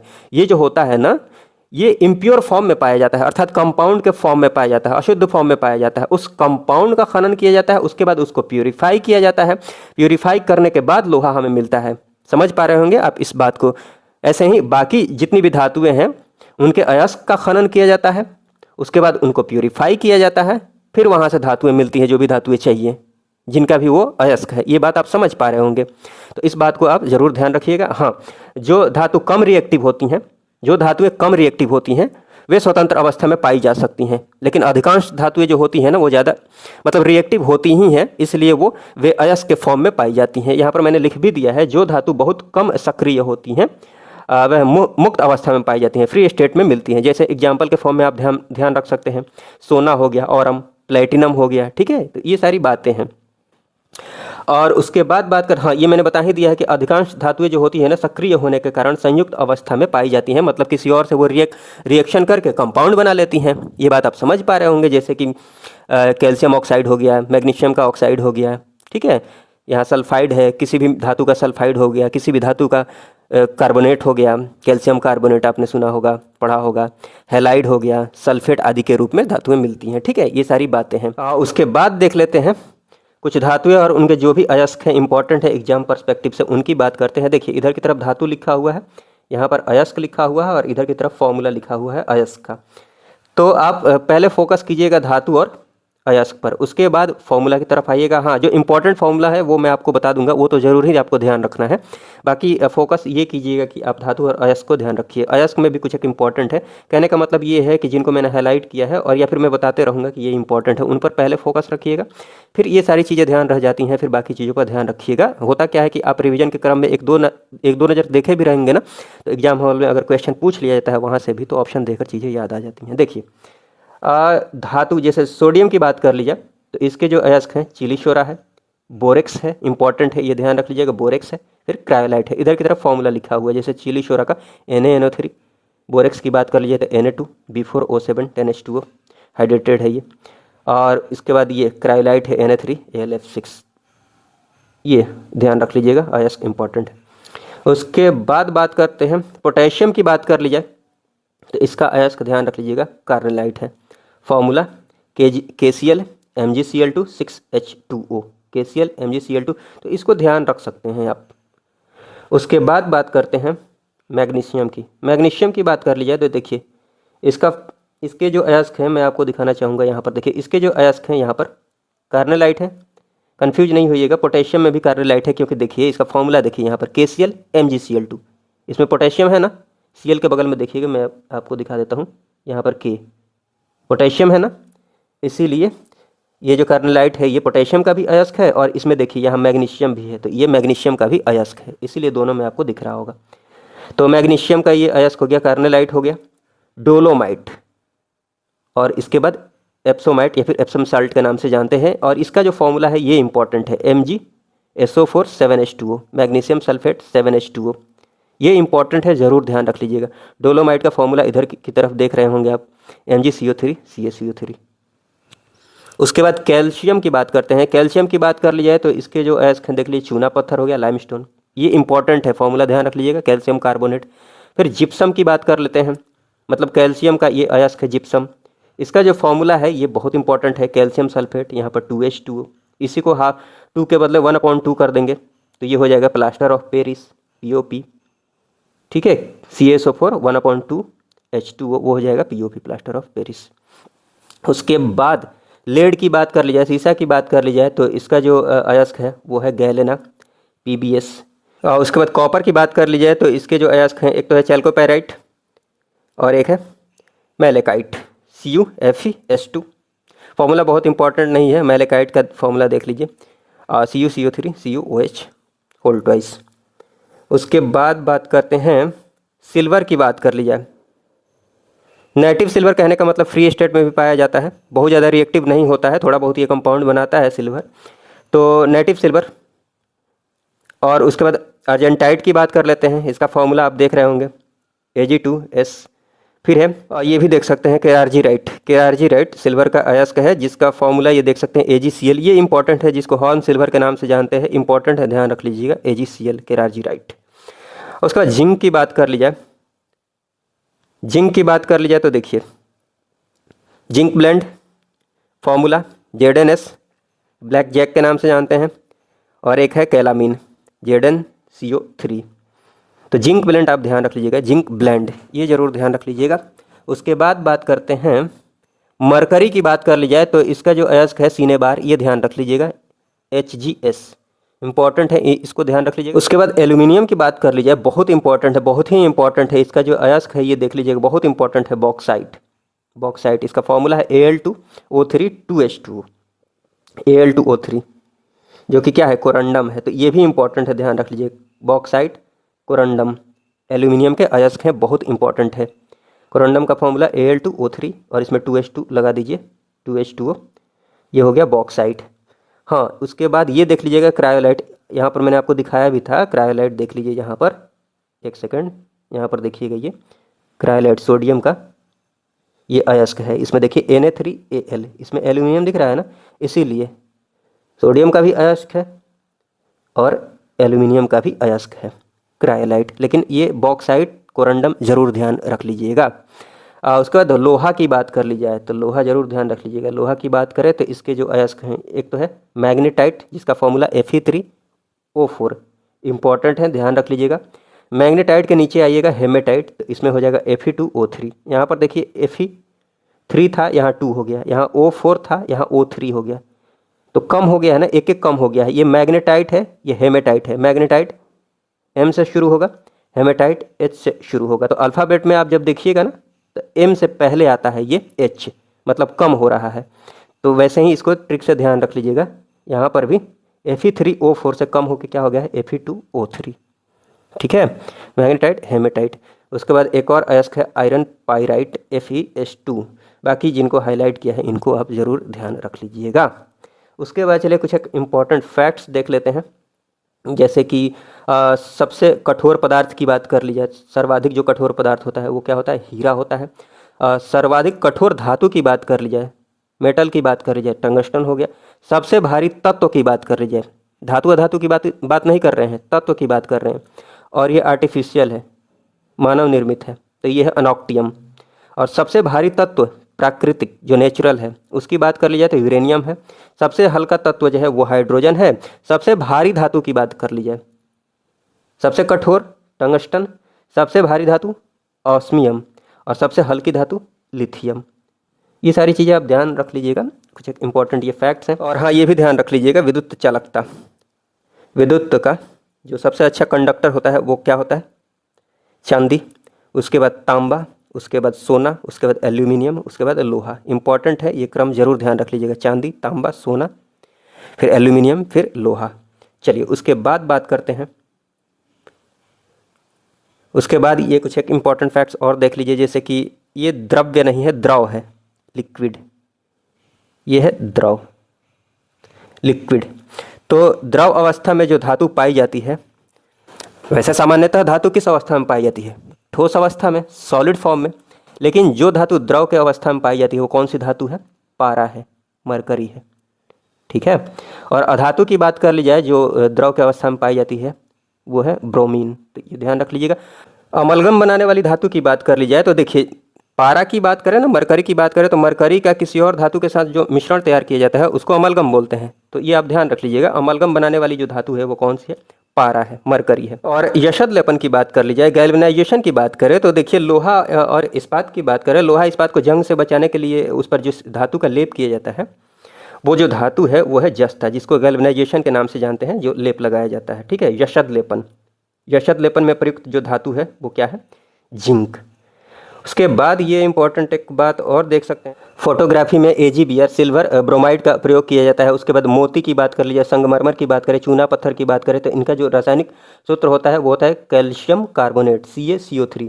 मोती की बात करें तो इसमें मुख्य रूप से कैल्शियम कार्बोनेट ही होता है, CaCO3 ही होता है। हालांकि नीचे मैंने दिखा दिया है, देख लीजिए, मोती की जो रासायनिक संरचना होती है उसमें देख लीजिए, कैल्शियम कार्बोनेट 85% होता है। जल की बात कर लिया 2 से 4%, 0 से 10% तक लगभग होता है। ये डेटा याद रखने की ज़रूरत नहीं है। हाँ, ये ध्यान रख लीजिएगा कि सबसे ज़्यादा जो मात्रा होती है कैल्शियम कार्बोनेट की होती है, और कांचियोलिन जो होता है प्रोटीन, ठीक है ना, कांचियोलिन क्या है, प्रोटीन है, ये ध्यान रख लीजिएगा। उसके बाद ये देख लीजिएगा, माणिक्य की बात कर ली जाए, माणिक्य और नीलम का जो रासायनिक सूत्र होता है ये देख लीजिए, एल्यूमिनियम ऑक्साइड, एल्यूमिनियम ऑक्साइड, यहाँ पर जो आपने देखा था कोरंडम, यहाँ पर ये। उसके बाद ये देख लीजिएगा, सर्वाधिक तन्य जो धातु है वो क्या है, गोल्ड है, सोना है, मतलब उसको बहुत ज़्यादा ताना जा सकता है, उसको खींचा जा सकता है, ठीक है, तान के लंबा किया जा सकता है। बाकी कोई धातु हो तो वो टूट ही जाए बीच में से ही, ज़्यादा तानने पर, पतला होने के बाद। लेकिन ये सर्वाधिक तन्य धातु होता है। उसके बाद प्लेटिनम की बात कर लीजिए, तो प्लेटिनम को सफ़ेद सोना के नाम से जाना जाता है, वाइट गोल्ड के नाम से जाना जाता है। ये एक भारी धातु ही है, आपको पता ही है। प्लेटिनम को वाइट गोल्ड के नाम से जाना जाता है, ये इंपॉर्टेंट है, ध्यान रख लीजिएगा। हाँ, हेमेटाइट से रिलेटेड एक इंपॉर्टेंट फैक्ट है, इसको ध्यान आप रख सकते हैं। बैलेडिला जो कि छत्तीसगढ़ में है, हेमेटाइट का प्रमुख जो केंद्र है वो क्या है? बैलेडिला है। लौह अयस्क का, हेमेटाइट लौह अयस्क का जो प्रमुख केंद्र है वो छत्तीसगढ़ में है। नाम क्या है? बैलेडिला। बैलेडिला छत्तीसगढ़ में एक जगह है, ठीक है, इसको आप ज़रूर ध्यान रख लीजिएगा। और उसके बाद ये ध्यान रख लीजिएगा, धातुओं की जो अभिक्रियाशीलता का क्रम है, रिएक्टिविटी का जो क्रम है, ये इंपॉर्टेंट है, ध्यान रख लीजिएगा। अभी तो मैंने आपको थोड़ी देर पहले समझाया भी था यहाँ पर कि जो धातु बहुत कम सक्रिय होते हैं वो फ्री स्टेट में पाए जाते हैं, जो सक्रिय होते हैं वो किसी के साथ कंपाउंड बना लेते हैं। तो ये रिएक्टिविटी की वजह से ही होता है, जो ज़्यादा रिएक्टिव होंगे वो कंपाउंड बनाएंगे। तो उसी में आपको देखना है सबसे ज़्यादा जो रिएक्टिव होता है वो कौन होता है, ये इंपॉर्टेंट है। सबसे ज़्यादा जो रिएक्टिव होता है धातु की बात करें तो देखिए ये है पोटेशियम, सबसे अधिक रिएक्टिव पोटेशियम, ध्यान याद रख लीजिएगा। उसके बाद सोडियम है, उसके बाद कैल्शियम है, मैग्नीशियम, एल्यूमिनियम, फिर जिंक, फिर लोहा, फिर लेड, यहाँ पर है हाइड्रोजन। अब नीचे आ जाइए, फिर यहाँ पर कॉपर है, फिर मैग्नीशियम वो मरकरी है, फिर आप देख लीजिए यहाँ पर चांदी है, फिर यहाँ पर देखिए गोल्ड है। गोल्ड सबसे कम सक्रिय है। इन सब में ये जरूर ध्यान रख लीजिएगा कि जो पोटेशियम है वो सबसे ज़्यादा रिएक्टिव है, इंपॉर्टेंट है, ध्यान रखिएगा। और ये क्रम भी ध्यान रख लीजिएगा। ये देख लीजिए अम्लराज, एक्वारेजिया। एक्वारेजिया की बात कर ली जाए तो ये देख लीजिएगा, ये HCl और HNO3 का मिक्सचर होता है, जिसमें अनुपात की बात कर ली जाए तो 3:1 में ये मिला हुआ रहता है। HCl की बात कर ली जाए और HNO3 की बात कर ली जाए तो 3:1 में मिले होते हैं। HCl 3, HNO3 1, ठीक है, ये ध्यान रख लीजिएगा। और ये इस एक्वारेजिया की बात कर ली जाए तो गोल्ड एवं प्लेटिनम को गलाने का भी इसमें ये पावर होता है, इसमें ये शक्ति होती है। गोल्ड एवं प्लेटिनम को भी ये गला सकता है, पिघला सकता है एक्वारेजिया। अनुपात जरूर ध्यान रख लीजिएगा, 3:1, 3:1 HCl HNO3। कन्फ्यूजन हो जाता है एग्जाम हॉल में कि HNO3 3 है या फिर HCl 3 है। HCl 3 है, HNO3 1 है, 3:1। उसके बाद बात करते हैं मिश्र धातुओं के। मिश्र धातु जो होते हैं, एक से अधिक धातुओं का जो मिश्रण होता है वो मिश्र धातु होते हैं। आप ऐसे इनको याद रख सकते हैं। देखिए मिश्र धातु में सबसे पहले तो आप पीतल और कांसा, पीतल कांसा को एक साथ याद रख लीजिए, इन्हीं दोनों में कन्फ्यूजन हो जाता है। देखिए पीतल और कांसा की जब भी बात आती है आप इमेजिन कर पा रहे होंगे, पीतल कांसा की जब भी बात आएगी आप इमेजिन कर पाएंगे कि उनका जो रंग होता है वो पीला पीला कॉपर के जैसा उनका रंग होता है। तो इसमें कन्फ्यूजन नहीं होगा कि पीतल और कांसा में कॉपर होते हैं, इनमें कोई कन्फ्यूजन नहीं होगा। कन्फ्यूजन यहाँ पर हो जाता है जिंक और स्टेनम में। तो इनको मैं ट्रिक के माध्यम से आपको याद कराने की कोशिश करता हूँ। देखिए पीतल, पीतल वर्ड जब भी सुनिएगा आपके दिमाग में एक वर्ड आना चाहिए, पिताजी। पिताजी, सॉरी एक मिनट, पिताजी, ठीक है। तो पिताजी से देखिए पीतल, ये तो पीतल हो गया, और जी से जिंक याद रख लीजिएगा। पीतल वर्ड जैसे ही आप सुनेंगे ये तो क्लियर है, इसमें कोई कन्फ्यूजन नहीं है कि उसका कलर कॉपर जैसा होता है तो कॉपर उसमें होगा। रही बात कि उसमें जिंक होगा या फिर स्टेनम होगा, एसएन होगा, तो पिताजी से ये जिंक याद रख लीजिएगा, जी से जिंक याद रख लीजिएगा, ठीक है। चलिए, तो पीतल में कॉपर जिंक और कांसा में कॉपर स्टेनम एसएन टिन, ठीक है। उसके बाद स्टील की बात कर ली जाए तो लोहा में कार्बन मिला देने पर स्टील बन जाती है। देखिए आपने देखा होगा स्टील की जो कील होती है और लोहे वाली कील अगर दीवार हार्ड है, ठीक है, वॉल अगर हार्ड है तो ठोकने पर मुड़ जाती है। वही स्टील वाली कील जो होती है वो नहीं मुड़ती है, वो हार्ड होती है। तो हार्डनेस किसके वजह से आती है, किसकी वजह से आती है? कार्बन की वजह से आती है। तो ये बात ध्यान रख लीजिएगा, कार्बन की वजह से स्टील में हार्डनेस आती है, ठीक है। उसके बाद स्टेनलेस स्टील की बात कर ली जाए तो उसमें लोहा और कार्बन के अलावा देखिए निकेल मिला दिया जाता है। निकेल की वजह से जो इस्पात होता है ना, स्टेनलेस स्टील जो होता है वो अचुंबकीय हो जाता है, और क्रोमियम भी उसमें होता है। तो ये बात भी ध्यान रख लीजिएगा, लोहा, निकेल, कार्बन, क्रोमियम। उसके बाद बात करते हैं टांका सोल्डर की बात कर ली जाए तो इसमें लेड होता है, शीशा होता है, और स्टेनम टिन होता है। कांसा मैंने आपको बता ही दिया है। जर्मन सिल्वर की बात कर ली जाए, इंपॉर्टेंट है, ध्यान रख लीजिएगा। इसमें कॉपर होता है, जिंक होता है, कॉपर जिंक पीतल वाला, यहाँ तक तो पीतल वाला हो गया। उसमें निकल मिला दिया जाता है, तो ये हो जाता है जर्मन सिल्वर। बट इम्पॉर्टेंट बात इसमें ये है कि इसमें सिल्वर नहीं होता है, ये ध्यान रख लीजिएगा। जर्मन सिल्वर में सिल्वर नहीं होता है, क्वेश्चन पूछा जा सकता है और पूछे जाते रहे हैं, इसीलिए याद रख लीजिएगा, इसमें सिल्वर नहीं होता है। गन मेटल की बात करें तो देखिए इसमें कॉपर होता है और थोड़ी बहुत मात्रा में स्टेनम और जिंक स्टेनम, और बाकी क्या होता है, कॉपर होता है, ये तो बता ही दिया। नाइक्रोम की बात कर ली जाए तो ये तो इजी है, ये नाम में ही दिख रहा है, नाइक्रोम, क्रोम, ठीक है। तो Na से ये निकल हो गया, क्रोम से क्रोमियम हो गया, निकल क्रोमियम, और थोड़ा बहुत मात्रा में ये होता है FeMn, मैंगनीज, लोहा मैंगनीज। तो ये सारी बातें हैं। हाँ, ये तो मैंने आपको बता ही दिया है। इस्पात अर्थात स्टेनलेस स्टील की बात कर ली जाए तो निकल मिलाने की वजह से ये अचुंबकीय हो जाता है, और कार्बन की वजह से जो स्टील है उसमें हार्डनेस आती है, कठोरता आती है। तो ये मैंने आपको बता दिया है, याद रख लीजिएगा। उसके बाद बात कर लेते हैं रासायनिक अभिक्रिया, केमिकल रिएक्शन की बात कर ली जाए तो ये आपको पता है केमिकल रिएक्शन में कंपाउंड मतलब एक से अधिक कंपाउंड, दो कंपाउंड मिलकर एक नया कंपाउंड बना लेते हैं रिएक्शन के बाद, ठीक है। इसमें आपको समझने वाली बात ये है, ध्यान रखने वाली बात ये है कि जब रिएक्शन होता है तो किसी एक तत्व का परमाणु, मान लीजिए हाइड्रोजन का एक परमाणु जो है दूसरे तत्व का परमाणु में नहीं चेंज होगा। ऑक्सीजन, मान लीजिए ऑक्सीजन, हाइड्रोजन और ऑक्सीजन का रिएक्शन हो रहा है, ठीक है, ये वाटर बना दे रहा है, तो इसमें हाइड्रोजन का जो परमाणु है ये ऑक्सीजन के परमाणु में नहीं बदलेगा। तो ये बात ध्यान रख लीजिएगा। तो किसी एक तत्व का परमाणु जो है दूसरे तत्व के परमाणु में नहीं बदलता है। हाँ, उसके बाद ये ध्यान रख लीजिएगा कि न तो कोई परमाणु मिश्रण से बाहर जाता है, ये जो मिश्रण बन के तैयार हो रहा है मिश्रण से बाहर जाता है, न तो कोई परमाणु मिश्रण से बाहर जाता है और ना ही बाहर से इसके अंदर आता है। जो परमाणु होते हैं इसी के परमाणु होते हैं। उसके बाद बात कर ली जाए कि परमाणुओं के, यहाँ देख लीजिए, परमाणुओं के जो आपसी आबंध होते हैं, जो उनके बीच बॉन्डिंग होती है, जो बॉन्ड बनता है, बॉन्ड के टूटने एवं जुड़ने से नए पदार्थ का निर्माण होता है।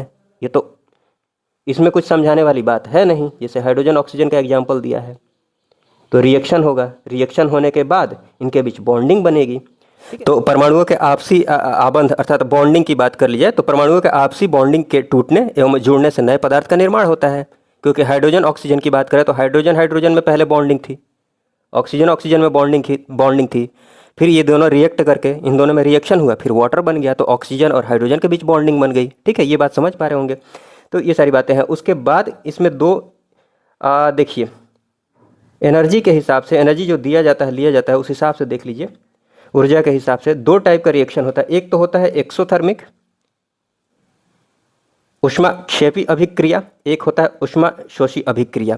दोनों अभिक्रियाओं को मैं आपको समझाने की कोशिश करता हूँ। देख लीजिए, यहाँ पर लिखा हुआ एक्सोथर्मिक रिएक्शन और ये हो गया इंडोथर्मिक रिएक्शन। एक्सोथर्मिक, ये नाम से ही पता चल रहा होगा, एक्सो जहाँ वर्ड लगा हुआ है इसी से पता चल रहा है कि यहाँ से जो हीट है वो रिलीज हो रही होगी, हीट निकल रही होगी इस रिएक्शन में।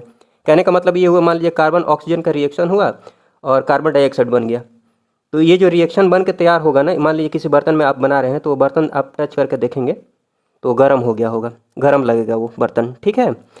तो ऊष्माक्षेपी अभिक्रिया की बात कर ली जाए, एक्सोथर्मिक रिएक्शन की बात कर ली जाए तो इसमें रिएक्शन के बाद हीट रिलीज होती है। यहाँ पर लिख दिया है मैंने, उत्पाद मतलब जो प्रोडक्ट बनता है रिएक्शन के बाद वो क्या होता है, निर्माण के साथ साथ ऊष्मा भी उत्पन्न करता है, ठीक है। तो ये ध्यान रख लीजिएगा। जैसे एग्जाम्पल के रूप में मैंने यहाँ लिख दिया है संयोजन अभिक्रिया, कॉम्बिनेशन रिएक्शन। कॉम्बिनेशन में क्या होता है, ये भी एग्जाम्पल मैंने लिखा था, कार्बन और ऑक्सीजन ये जुड़ रहे हैं, जब दोनों ये जुड़ेंगे तो कार्बन डाइऑक्साइड बनेगा। तो कार्बन डाइऑक्साइड बनने के साथ साथ इसमें से, यहाँ उधर जगह नहीं, यहाँ लिख देता हूँ, हीट भी रिलीज होगी। तो ये बात आप समझ गए होंगे कि संयोजन अभिक्रिया जो है ना, ये ऊष्माक्षेपी अभिक्रिया है, एक्सोथर्मिक रिएक्शन है। संयोजन का मतलब समझ रहे होंगे ना, कार्बन डाइऑक्साइड ऑक्सीजन हो गया तो ये जुड़ रहे हैं, इसलिए संयोजन बोला जा रहा है, कॉम्बिनेशन हो रहा है। तो जहाँ भी कॉम्बिनेशन होगा वहाँ पर हीट रिलीज होगी, तो ऊष्माक्षेपी अभिक्रिया होगी वो संयोजन अभिक्रिया। वैसे ही आप श्वसन ध्यान रख लीजिएगा, श्वसन मैं बता चुका हूँ, जो अंदर में श्वसन होता है, बाहर वो सांस लेना अलग चीज़ है, श्वसन अलग है। उसके बाद ये शाक सब्जियों का जो विघटन हो जाता है काफ़ी दिनों रखने के बाद, शाक सब्जियों का जो विघटन होकर कंपोस्ट बन जाता है, खाद बन जाता है, तो ये भी क्या है, ऊष्माक्षेपी अभिक्रिया है। तो ये सब कुछ एग्जाम्पल्स हैं, इनको ध्यान रख लीजिएगा। उसके बाद ऊष्माशोषी अभिक्रिया की बात की जाए, इंडोथर्मिक रिएक्शन की बात की जाए तो देखिए ये नाम से ही पता चल रहा है, यहाँ शोषी लिखा हुआ है, इसमें ऊष्मा का शोषण होता है, मतलब ऊष्मा इसमें अवशोषित होती है, इसमें ऊर्जा देने की ज़रूरत पड़ती है। यहाँ पर मैंने लिख भी दिया है, ऊर्जा अवशोषित होती है इस टाइप के रिएक्शन में। एग्जाम्पल से समझाने की कोशिश करता हूँ। मान लीजिए कैल्शियम कार्बोनेट है। तो कैल्शियम कार्बोनेट को, ये 3 लिखा हुआ है, कैल्शियम कार्बोनेट को अगर तोड़ना है तो यहाँ पर आपको हीट देने की ज़रूरत पड़ेगी, हीट। ठीक है, क्या बनेगा? Calcium oxide, calcium carbonate, calcium oxide, calcium carbonate. तो यहाँ पर क्या देख रहे हैं? कैल्शियम कार्बोनेट को तोड़ने के लिए, डिकम्पोज करने के लिए हीट देने की ज़रूरत पड़ रही है। हीट यहाँ पर दी जा रही है, तो कैल्शियम ऑक्साइड, कैल्शियम कार्बोनेट बन रहा है। तो ये किस टाइप का रिएक्शन है? इंडोथर्मिक रिएक्शन है। और ये जो एग्जाम्पल लिखा है रिएक्शन का, ये कौन से टाइप के रिएक्शन का एग्जाम्पल है? डिकम्पोजिशन, वियोजन अभिक्रिया। डिकम्पोज हो रहा है, डिकम्पोज हो रहा है। तो वियोजन अभिक्रिया जो होती है ना, उसमें ऊर्जा देने की ज़रूरत पड़ती है, इसीलिए वियोजन अभिक्रिया जो है ये किस टाइप का रिएक्शन है? ऊष्माशोषी अभिक्रिया है, इंडोथर्मिक रिएक्शन है। तो ये ध्यान रख लीजिएगा। उसके बाद बात करते हैं उपचयन अपचयन की, बात कर लेते हैं। देख लीजिए, ऑक्सीडेशन रिएक्शन की बात कर ली जाए, अपचयन रिएक्शन की बात कर ली जाए, रिडक्शन रिएक्शन की बात कर ली जाए, तो देखिए ये नाम से पता चल रहा है ऑक्सीडेशन। ऑक्सीडेशन में ऑक्सीजन जुड़ता है, ऑक्सीजन ऐड होता है।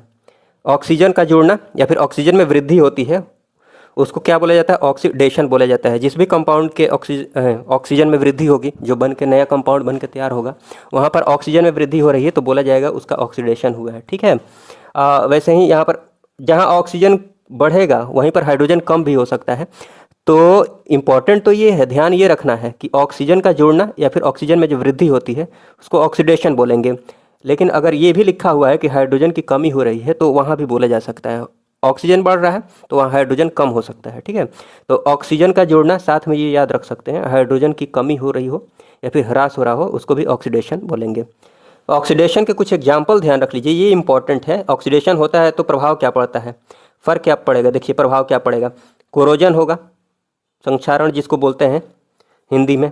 कोरोजन में जैसे आपने देखा होगा लोहे में जंग लग जाती है, लोहे में जंग का लगना, ये ऑक्सीडेशन का एग्जाम्पल है। चांदी के ऊपर काली परत चढ़ जाती है, या फिर तांबे के ऊपर जो हरी हरी परत चढ़ जाती है, तो ये सब क्या है? ऑक्सीडेशन के एग्जाम्पल हैं। कोरोजन होने लगता है, ऑक्सीडेशन होता है, इसका मतलब कोरोजन हो रहा है, ऑक्सीजन उसमें ऐड हो रहा है। ठीक है, तो ये सब एग्जाम्पल ध्यान रख लीजिएगा। उसके बाद रिडक्शन में, ऑक्सीडेशन के उल्टा, इसमें क्या होगा? ऑक्सीजन की कमी होगी रिडक्शन में। लेकिन अगर उल्टा सोचा जाए तो इसमें हाइड्रोजन की वृद्धि होगी, हाइड्रोजन इसमें जुड़ेगा। लेकिन ये ध्यान रख लीजिएगा जो हाईलाइट किया है मैंने, ऑक्सीजन का जुड़ना ऑक्सीडेशन है, ऑक्सीजन का कम होना रिडक्शन है।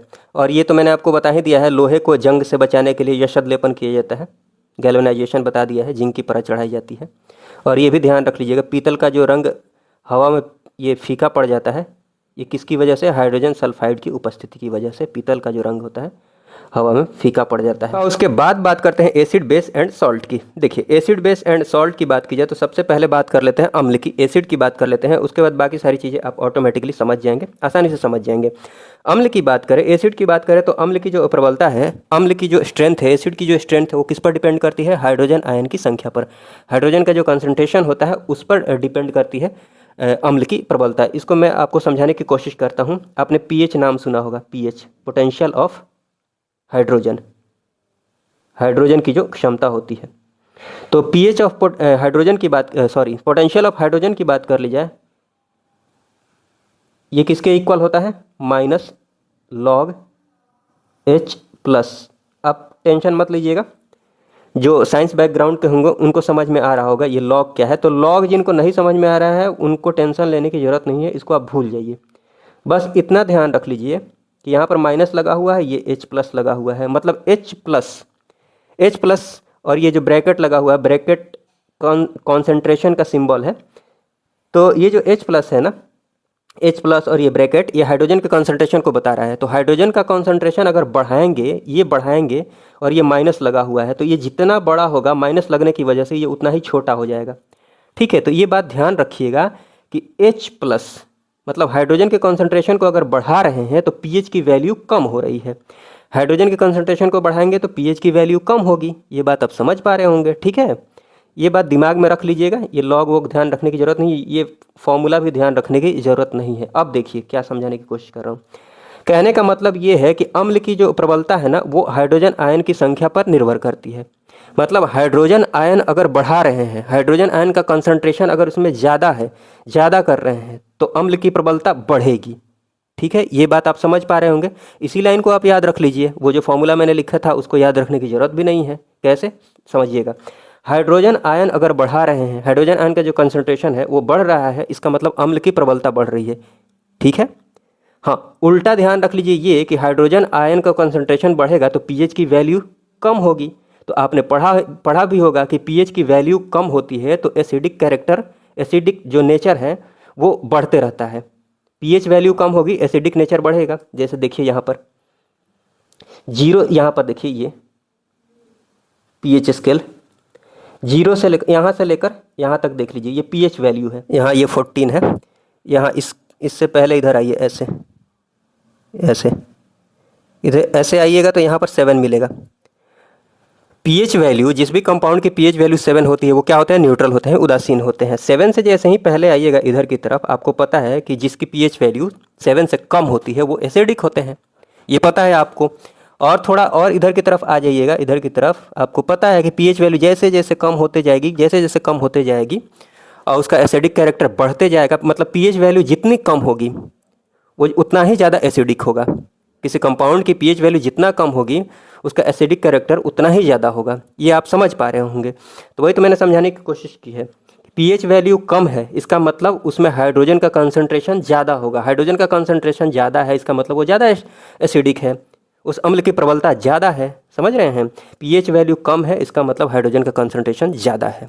ये बात दिमाग में सेट कर लीजिए। ये ध्यान रख लीजिए ना, पीएच वैल्यू और हाइड्रोजन का जो कंसंट्रेशन है इसमें उल्टा रिलेशन होता है। H+ बढ़ेगा, पीएच वैल्यू कम होगी। और ये सब आपको पता ही है, इसमें तो ज़्यादा दिमाग देने की ज़रूरत है नहीं। यहाँ पर 7 से कम है पीएच वैल्यू तो एसिडिक है, 7 से ज़्यादा है तो बेसिक है, क्षारीय है, और अगर वैल्यू 7 है तो उदासीन है। उसके बाद ये तो आप आसानी से ध्यान रख सकते हैं, क्षार की जो प्रबलता होती है, बेस की प्रबलता की बात कर ली जाए तो वो OH आयन की संख्या पर निर्भर करती है क्षार की प्रबलता। हालांकि पीएच स्केल ही हम यूज करते हैं, लेकिन पीओएच के सेंस में भी अगर पूछ लिया जाए, पीओएच के सेंस में, तो आप पीएच के उल्टा सोचिएगा। देखिए, पीएच के आधार पर ही हम बेस का भी कैरेक्टर डिसाइड कर देते हैं, क्योंकि 7 से अगर ज़्यादा वैल्यू है मतलब वो बेसिक है, बेसिक नेचर है उसमें। पीएच वैल्यू बढ़ाते जाइए, पीएच वैल्यू ज़्यादा है मतलब उतना ही, जितना ज़्यादा पीएच की वैल्यू है उतना ही ज़्यादा वो बेसिक है। समझ रहे होंगे आप इस बात को। लेकिन अगर पीओएच के सेंस में पूछ लिया जाए तो इसमें कैसे सोचिएगा, जैसे वहाँ पीएच कम हो रही है तो एसिडिक कैरेक्टर बढ़ रहा है, वैसे ही यहाँ पर पीओएच कम हो रहा है, पीओएच की वैल्यू कम हो रही है तो बेसिक कैरेक्टर बढ़ेगा। आप कंफ्यूज नहीं होइए, पीएच स्केल ही ध्यान रख लीजिए। बस एग्जाम हॉल में अगर पीओएच के सेंस में कभी क्वेश्चन पूछ लिया जाए तो वहाँ उल्टा सोच लीजिएगा, बस पीएच के ठीक उल्टा सोचिएगा पीओएच को। चलिए, उसके बाद बात कर लेते हैं, कुछ एक एग्जाम्पल्स है यहाँ पर देख लीजिए। यहाँ अम्ल के, एसिड के, स्ट्रॉन्ग एसिड के कुछ एग्जाम्पल्स यहाँ पर लिखे हुए हैं, ध्यान रख सकते हैं। HCl है, H2SO4 है, हाइड्रोजन यहाँ पर देख लीजिए, क्लोराइड है, यहाँ पर हाइड्रोजन सल्फेट है। उसके बाद आगे जो देख रहे हैं यहाँ पर कुछ एक वीक दुर्बल एसिड के एग्जाम्पल है, जैसे CH3COH है, एसिटिक एसिड है ये, और यहाँ पर हाइड्रोजन कार्बोनेट H2CO3 है। कुछ एक जो इसके एग्जाम्पल्स हैं, प्राकृतिक जो स्रोत हैं, इनको ध्यान रख सकते हैं। जैसे दही है, एसिड के जो स्रोत हैं, दही है, नींबू का रस है, सिरका है, इन सब में क्या पाया जाता है, एसिड पाया जाता है। वैसे ही बेस की बात कर ली जाए, क्षार की बात कर ली जाए तो इसके कुछ एक स्ट्रॉन्ग बेस के एग्जाम्पल ध्यान रख सकते हैं। जैसे सोडियम हाइड्रोक्साइड है, NaOH, उसके बाद पोटेशियम हाइड्रोक्साइड है, KOH है। वैसे ही कुछ एक जैसे दुर्बल बेस का एक एग्जाम्पल ध्यान रख सकते हैं, ये अमोनियम हाइड्रोक्साइड है, NH4OH है। और जो प्राकृतिक इसके स्रोत हैं उनको ध्यान रख सकते हैं, जैसे चूने का पानी हो गया, साबुन आदि हो गया, ठीक है, ये बेस के स्रोत हैं। साबुन को प्राकृतिक क्या बोलेंगे, बस इतना ध्यान रख लीजिए कि जो साबुन और चूने का जो पानी आदि है ना, ये क्या है, ये क्षार जो होते हैं उनका स्रोत है, मतलब उनमें बेसिक नेचर पाया जाता है, बेसिक कैरेक्टर पाया जाता है। उसके बाद बात करते हैं, कुछ एक इंडिकेटर्स की बात कर लेते हैं, इंपॉर्टेंट इंडिकेटर्स की, जिससे डिसाइड होता है कि कौन सा एसिड है, कौन सा बेस है, कौन सा कंपाउंड एसिड।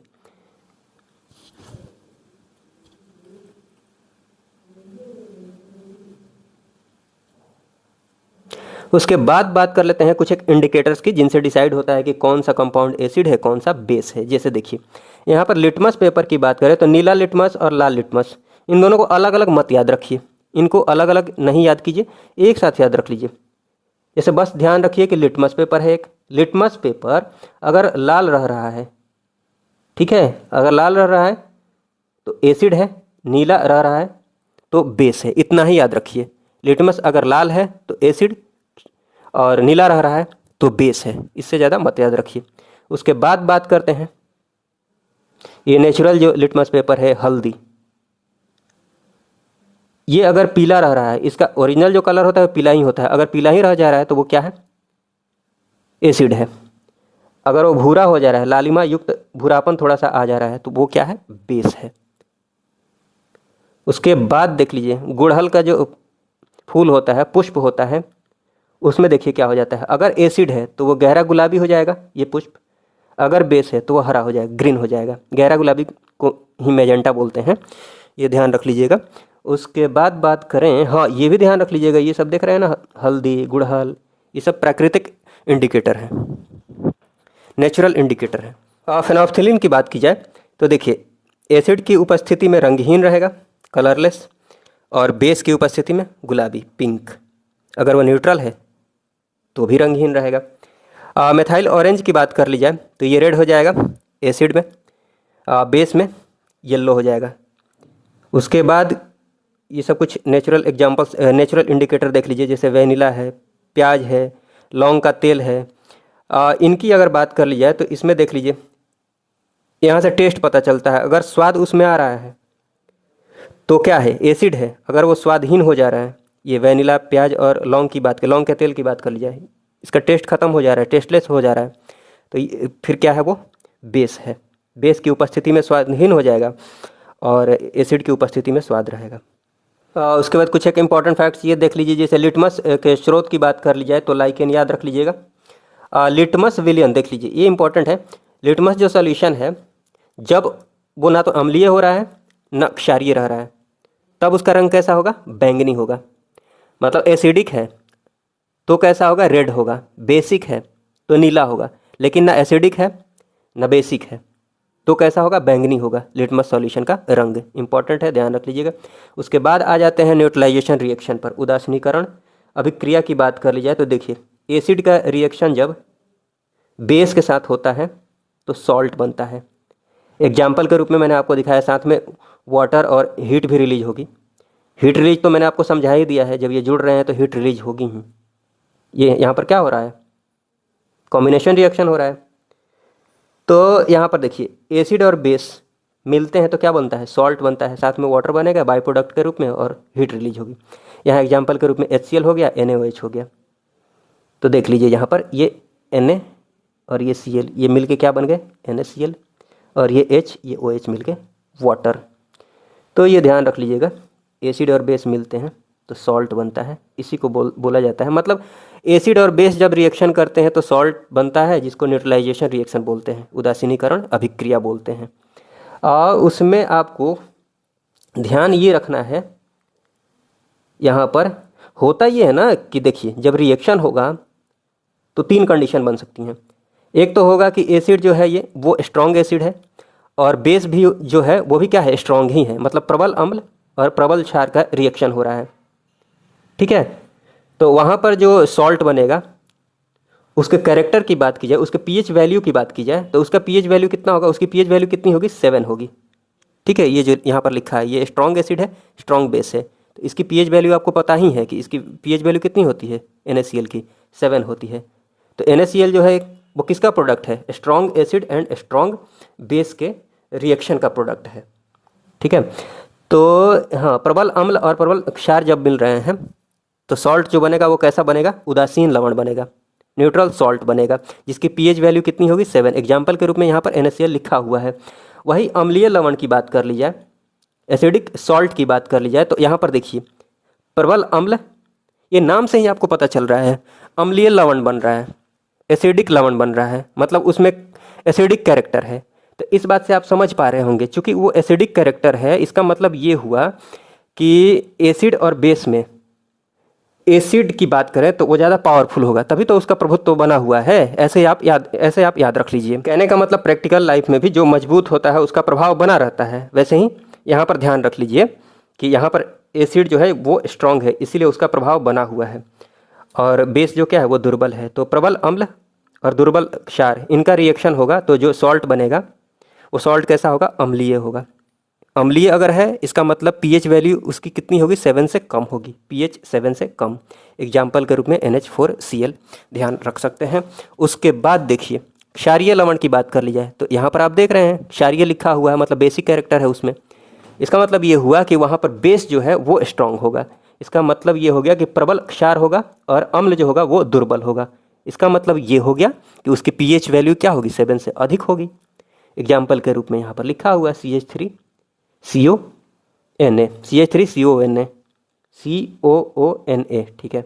और उसके बाद कुछ एक इम्पॉर्टेंट फैक्ट्स ये ध्यान रख लीजिए। जैसे एंटासिड की बात कर ली जाए तो ये बेस है, ये क्या है, बेस है, बेस को भस्म में बोला जाता है, तो बेस है एंटासिड। इसको यूज किया जाता है पेट में एसिड वैसिड बन जाता है ज़्यादा ना, उसको कम करने के लिए, पेट में बने ज़्यादा एसिड को कम करने के लिए एंटासिड यूज किया जाता है। और उसके बाद हाँ ये ध्यान रख सकते हैं कि आयोडीकृत, थोड़ा सा जूम कर देता हूँ, आयोडीकृत लवण के लिए प्रमुखतः किसका प्रयोग किया जाता है, पोटेशियम आयोडाइड का। तो ये फैक्चुअल बात है, ध्यान रख लीजिएगा। उसके बाद ये ध्यान रख सकते हैं कि सामान्यतः इम्पॉर्टेंट है, जनरली अगर धातु के ऑक्साइड की बात कर ली जाए, मेटल ऑक्साइड की बात कर ली जाए, मैग्नीशियम ऑक्साइड बोले, कैल्शियम ऑक्साइड बोले, तो धातु के ऑक्साइड की बात कर ली जाए ना, तो उसकी जो प्रकृति होती है, उसका जो नेचर होता है वो कैसा होता है, बेसिक होता है, बेसिक कैरेक्टर होता है उसमें। लेकिन अधातु के ऑक्साइड की बात कर ली जाए, सामान्यतः अधातु के ऑक्साइड की बात कर ली जाए तो उसका कैरेक्टर कैसा होता है, एसिडिक होता है। लेकिन इंपॉर्टेंट बात यह है, एग्जाम में पूछ भी लिया गया, बीपीएससी में ही पूछा गया, लेकिन एल्यूमिनियम यहाँ पर लिखा हुआ है एवं जिंक, एल्यूमिनियम एंड जिंक। तो एल्यूमिनियम एवं जिंक ऑक्साइड की बात कर ली जाए तो इसके पास उभयधर्मिक कैरेक्टर होता है, एम्फोएट्रिक कैरेक्टर होता है। कहने का मतलब ये हुआ कि एल्यूमिनियम ऑक्साइड या फिर जिंक ऑक्साइड की बात कर ली जाए तो इन दोनों के पास दोनों प्रकृति होती है, दोनों टाइप के नेचर होते हैं, अम्लीय एवं क्षारीय, दोनों तरह की प्रकृति इनके पास होती है। एल्यूमिनियम ऑक्साइड एवं जिंक ऑक्साइड के पास उभयधर्मी कैरेक्टर होते हैं, ठीक है, ये बात ध्यान रख लीजिएगा। उसके बाद बात कर लेते हैं कुछ एक इंपॉर्टेंट पीएच वैल्यूज की। जैसे जठर रस की बात कर ली जाए, गैस्ट्रिक जूस की बात कर ली जाए, ये आपने पाचन तंत्र में पढ़ा होगा। गैस्ट्रिक जूस की बात की जाए तो इसकी पीएच वैल्यू कितनी होती है, 1.2।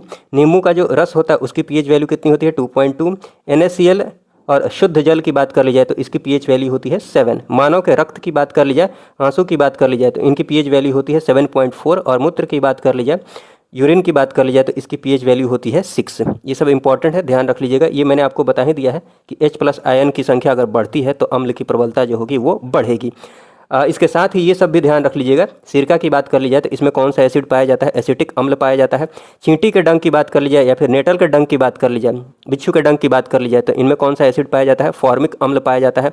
नींबू कुल के जो भी फल होते हैं, नींबू कुल के फल जैसे संतरा हो गया, नींबू हो गया, ये सब कुछ है ना, इनमें कौन सा एसिड पाया जाता है, साइट्रिक अम्ल पाया जाता है। उसके बाद दही की बात कर ली जाए, इसमें लैक्टिक अम्ल पाया जाता है। पालक टमाटर की बात कर ली जाए तो इसमें ऑक्जेलिक अम्ल पाया जाता है। उसके बाद बात करें आंवला की बात कर ली जाए तो इसमें एस्कॉर्बिक अम्ल पाया जाता है।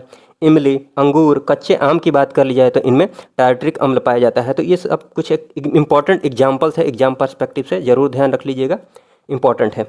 उसके बाद ये भी ध्यान रख लीजिएगा, अम्ल वर्षा की बात की जाए, एसिड रेन की बात कर ली जाए तो इसकी पीएच वैल्यू कितनी होती है, 5.6 से कम होती है। अगर वर्षा के जल की पीएच वैल्यू 5.6 से कम है, इसका मतलब एसिड रेन हो रहा है। एसिड रेन क्या होते हैं देख लीजिए। ये अम्ल वर्षा की बात कर ली जाए तो carbon dioxide, sulphur dioxide, nitrogen oxide, ये सब गैसें जो है ना, ये जो वर्षा के जल में मिलती हैं, घुलती हैं, तो कार्बनिक अम्ल, सल्फ्यूरिक अम्ल, नाइट्रिक अम्ल, ये सब बनाती हैं ये सब गैसें, ठीक है, इसलिए उनको एसिड रेन बोला जाता है। पीएच वैल्यू कितनी होती है, 5.6 से कम। हाँ, ये भी ध्यान रख सकते हैं कि मुंह के पीएच का मान जब 5.5 से कम होने लगता है तो दांतों का क्षय स्टार्ट हो जाता है। उसके बाद बात करते हैं पाश्चराइजेशन की बात कर ली जाए, क्वथनांक की बात कर ली जाए, बॉइलिंग पॉइंट की बात करें, सब्लिमेशन, ऊर्ध्वपातन की बात करें, हालांकि ये boiling point, sublimation, melting point, vaporisation, इनकी बातें हमने फिजिक्स में कर ली हैं, फिजिक्स में आप पढ़ सकते हैं, पीडीएफ में भी आप देख सकते हैं, नोट्स में देख सकते हैं। लेकिन चलिए एक बार डिस्कस कर लेते हैं। जैसे पाश्चराइजेशन की बात कर ली जाए तो इसमें होता क्या है ना, देखिएगा, दूध को पहले बहुत देर तक गर्म किया जाता है, पहले दूध को काफ़ी देर तक गर्म किया जाता है, उसके बाद एक फिक्स टाइम के बाद, एक निश्चित समय के बाद अचानक से ठंडा कर लिया जाता है। एक निश्चित समय के बाद अचानक से ठंडा कर लिया जाता है। इसमें होता क्या है ना कि उसमें जो जर्म होते हैं, बैक्टीरिया जो होते हैं वो मर जाते हैं। तो दूध के निर्जर्मीकरण के लिए पाश्चराइजेशन वाला टेक्निक अपनाया जाता है, ये ध्यान रख लीजिएगा। उसमें क्या किया जाता है, दूध को पहले बहुत देर तक गर्म किया जाता है, उसके बाद एक निश्चित समय के बाद अचानक से ठंडा कर लिया जाता है। बॉइलिंग पॉइंट की बात करें तो बॉइलिंग पॉइंट को हमने पहले ही डिस्कस कर लिया है। यहाँ पर आपको ध्यान रखने वाली बात ये है, आपको पता है कि बॉइलिंग पॉइंट जो है ना, ये वैसा टेम्परेचर है जिस टेम्परेचर पर कोई भी लिक्विड उबलना शुरू करता है। जैसे पानी की बात कर ली जाए तो पानी 100 डिग्री सेल्सियस पर उबलना शुरू करता है, तो पानी का जो बॉइलिंग पॉइंट हुआ वो कितना हो जाएगा, 100 डिग्री सेल्सियस। यहाँ पर ध्यान रखने वाली बात ये है ना कि किसी लिक्विड में जब अशुद्धियों को मिला दिया जाता है, इम्प्योरिटीज को मिला दिया जाता है, तो उसका जो बॉइलिंग पॉइंट है वो क्या होता है, बढ़ जाता है। ये ध्यान रखने वाली बात है यहाँ पर, ठीक है। कहने का मतलब ये हो गया कि अगर पानी 100 डिग्री सेल्सियस पर उबल रहा है अभी, नॉर्मली अगर बात की जाए तो अगर उसमें हम इम्प्योरिटीज मिला देते हैं, अशुद्धियाँ मिला देते हैं, तो वो 100 डिग्री सेल्सियस पर ना उबल के ज़्यादा टेम्परेचर पर उबलेगा, ठीक है। ये बात समझ पा रहे होंगे। उसके बाद ऊर्ध्वपातन की बात कर ली जाए, एक सेकंड, ऊर्ध्वपातन की बात करें, सब्लिमेशन की बात करें, तो इसको मैं आपको समझाने की कोशिश करता हूँ। देखिए, मान लीजिए बर्फ़ का एक टुकड़ा है यहाँ पर, तो ये सॉलिड फॉर्म में है। टेम्परेचर बढ़ाने पर ये किस में बदलेगा, लिक्विड फॉर्म में। एक सेकंड, लिक्विड फॉर्म में बदलेगा, ठीक है। सॉलिड से किस में ये बदला, लिक्विड में बदला।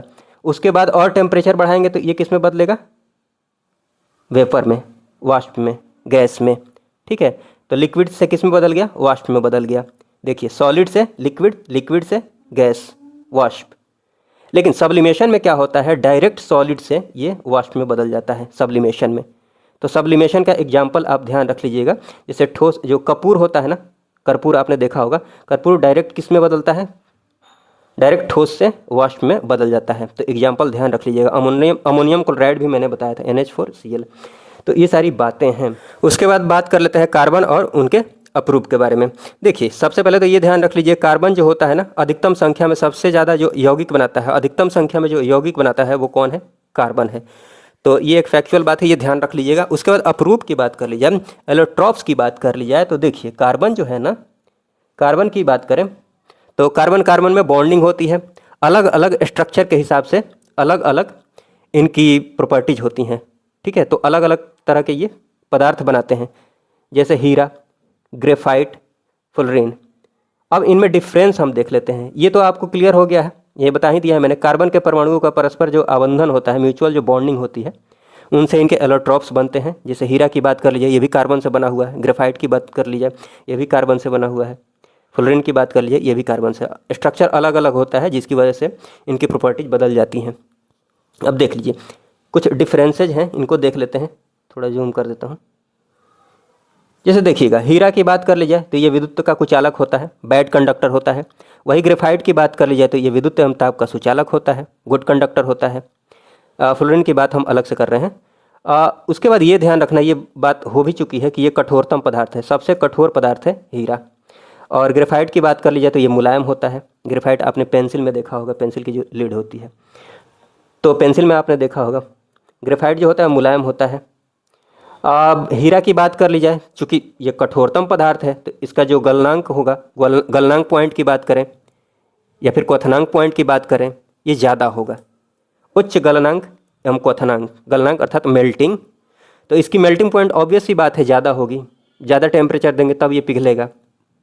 क्वथनांक की भी बात करें, बॉइलिंग पॉइंट की भी बात करें, तो इसको टेम्परेचर ज़्यादा देना पड़ेगा, पहले तो वो पिघले तब तो वो बॉयल होगा। ये बात आप समझ पा रहे होंगे। हाँ, उसके बाद अपवर्तनांक की बात कर ली जाए, अपवर्तनांक की बात भी हमने फिजिक्स में कर ली है, यहाँ एक्सप्लेन करने की ज़रूरत नहीं है।